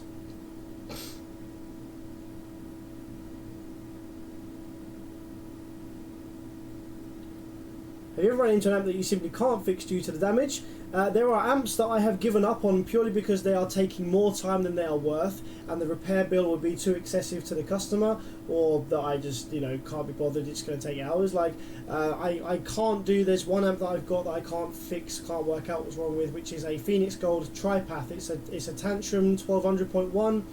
It's a Class T Tripath amplifier, and the Tripath chip is just getting no life. There's just, the power supply powers up, but the amp just has nothing. The output FETs have nothing on them. The Tripath chip doesn't activate. It's almost like it's in muting mode, but it's not in protection. I checked all the small VCC. I checked all the small voltages for for powering the tri-path chip, and I couldn't find anything. No idea what's wrong with that thing. Do you smoke weed? No. I have tried weed many times, but I don't really get on very well with weed. I'm a very sort of energetic, active kind of person. And I don't need to chill out that much. Like I'm pretty chill as it is anyway, but like my brain's always working on ideas and thinking about things. If I smoke weed, I just get really pissed off because I can't do anything. Like I'm just kind of like sitting there like, oh, I should really be doing this thing, or I should really be repairing something, or just kind of like, well, this is crap. I've just like wasted my entire evening like just be sitting here unable to do fuck all. So yeah, weed doesn't really do much for me. I don't really care much for it. I'd much rather like down a bottle of wine, feel all kind of, hey, like go and have a dance, like fucking do some karaoke, repair some amps, like go for a obviously not go for a drive, but like listen to some music, like whatever, man. I much prefer like drinking wine and stuff, getting tipsy, than I do like drinking weed. It's not really for me.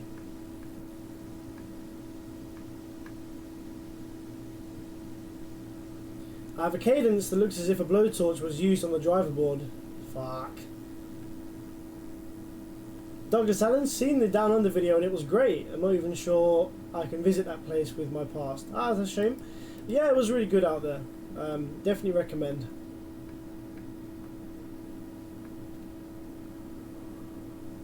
Can anyone answer my question? What is your question? Oh, here we go. For some reason I keep missing these questions by Dallas Daniels. I don't know why I keep missing them. I want to put better soft parts in it. I don't know what it is. You need to tell me what sub it is that you've got. I don't know what sub it is that you've got.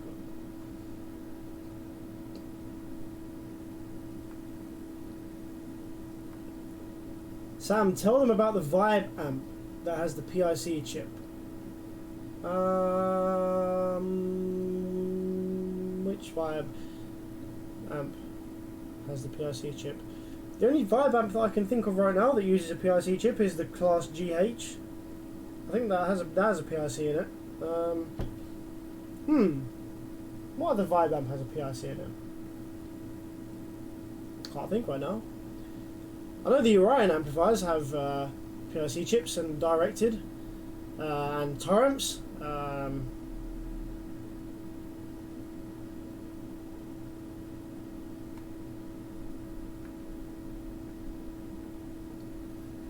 Do you think it's possible to work daily on amps without a scope? No. No. There's no point even trying to repair amplifiers without an oscilloscope. You might get lucky a few times where the driver's all fine and you don't need to check it and you just put FETs in and it just works. But no, you can't do any sort of serious amplifier repair without a scope. Not at all, not a chance. It's like fuck, I don't know. It's like trying to I'm too tired to think of an analogy, but think of any task that you require a piece of equipment to do, and then say, can you do this task without that piece of equipment? Like, no, not really. Like, the scope is your eyes into what the electricity is doing. You can't see electricity with your eyes.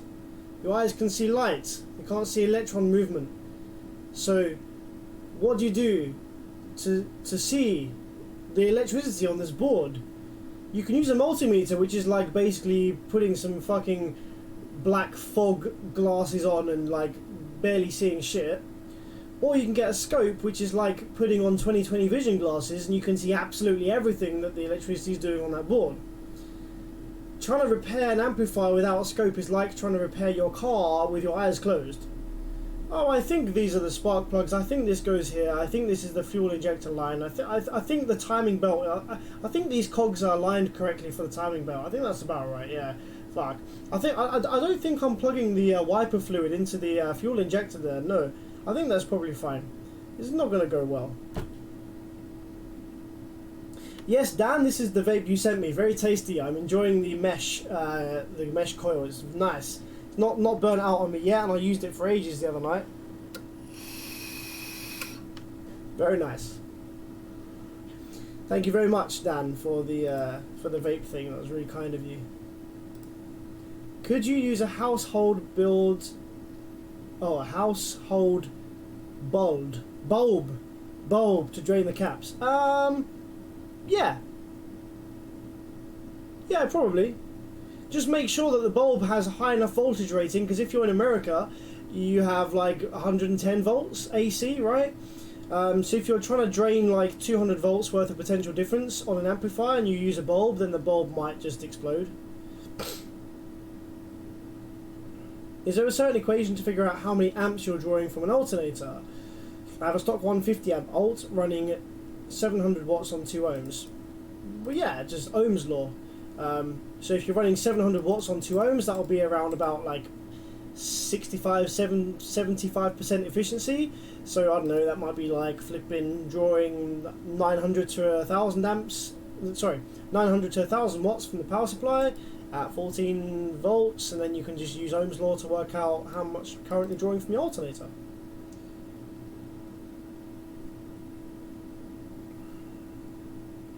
Is it possible to troubleshoot and repair Class D amplifier and SMPS power supplies without using oscilloscope? No. No. I mean, maybe you get lucky, like I said, but like, just why? Why would you even try? Get a scope. They're not expensive. Cheap one, used one off eBay, one from the 90s. 20 megahertz is the maximum that you need for a car amplifier repair using a scope. It could be an old school one, something someone's just like giving away. Proper old school one with a CRT display, and yeah, you don't need anything crazy good. You can pick one up for like 20 bucks. You're not even that, probably. Used one from someone that's just like, you know, laying around in his workshop, he hasn't used for years. Vibe Base 1 hybrid with the microcontroller that is irreparable. They ask you what amp isn't worth repairing. Vibe Base 1 hybrid. I don't think I've ever worked on one of those. But you can get new PIC chips from Vibe. I think they still stock some of them, because I inquired about it one time and they said that they could get hold of them. But then I figured out the problem wasn't the PIC, so I didn't need it. Should I get a cheap scope made to work with my iPad? I would not recommend that. I highly recommend oscilloscopes that are kind of analogy in a way. Like, so my scope is technically digital. It runs firmware. It's a software based. It's a digital scope, but it is of paramount importance that your oscilloscope reacts instantly to a signal. So if there's any delay, like from when the signal comes onto the scope probe to when you see it on the screen, like with most cheap digital oscilloscopes, they have a really slow refresh rate. It's like dun dun dun dun. Like the refresh rate is really shit and slow. That's gonna give you headaches, because sometimes the things you're looking for on the scope are happening in a fraction of a second, little pulses, or you need to see the drive wave instantly before you realise, fuck, that shape looks terrible, and turn it off. If you're waiting for a refresh rate of your scope first, then it's gonna kill the amp before you get a chance to turn it off. It's just headaches.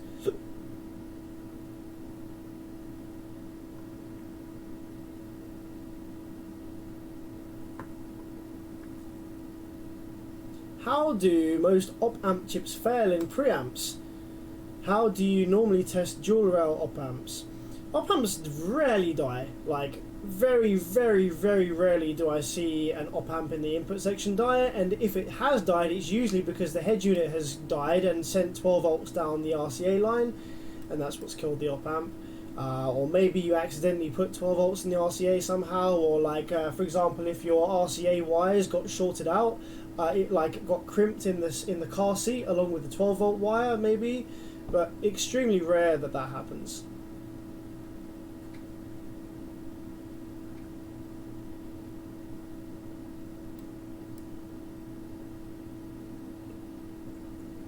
Have you upgraded your HP 54062B? Nope. It's still the same old bad boy scope. I love this thing. It's the best purchase I ever made, probably. This scope. It's beautiful. I absolutely love this scope. So good. Look how quickly and instantly it responds to a signal. Like actually, it's actually faster than it looks to you, because obviously you're dealing with the refresh rate of my shitty webcam that's pointing at it.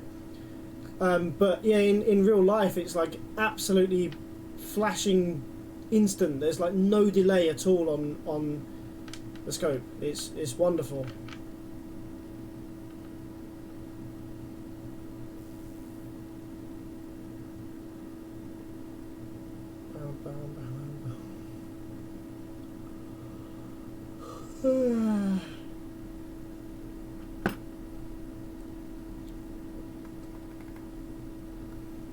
Option Audio Extreme Series 12 dual to a monster motor. People in the US call it Audio King. It has a 3-inch voice coil. Yeah, like you could upgrade it if you wanted to. You probably need to change the basket. So all that you'd be able to use from it is just the motor. Like you could take the motor, put a Digital Designs ESP basket on it, try and fit the 3500 series coil in the gap if it fits. Then you've got a nice ESP hybrid. But what's the point really? Just keep it as it is if it works. Keep it as it is if it doesn't work. Try and get a drop-in recone with the original basket.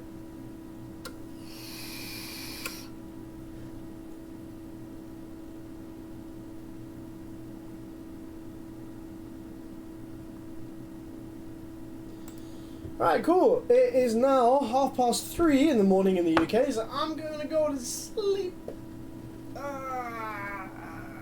Time for me to go to bed, y'all. Yeah, this stream's been interesting. It's been more of a Q&A. This stream has been a failed bullshit repair attempt because I suck. I am the worst amp repairer in history. I put the wrong gate resistors in because I need some glasses, obviously, to read these gate resistors correctly. And there's been some Q&A, which has been cool. So yeah, it's been interesting to do some Q&A, see what sort of questions you guys have. So once again, thank you very much for joining in the stream. This stream will be available to watch back on my Bearvidge YouTube channel, not in the regular videos section, but if you go to playlists and click on unedited live streams, you'll find this live stream in that playlist. So yeah, if you have any further questions, give me a message on my Bearvidge Facebook page. Just type in Bearvidge into Facebook, it will be the first one that comes up. Happy to help you with any amplifier repair related questions you have in there, or anything else that you might want to ask me. Until next time, take it easy and have a good one. Bye!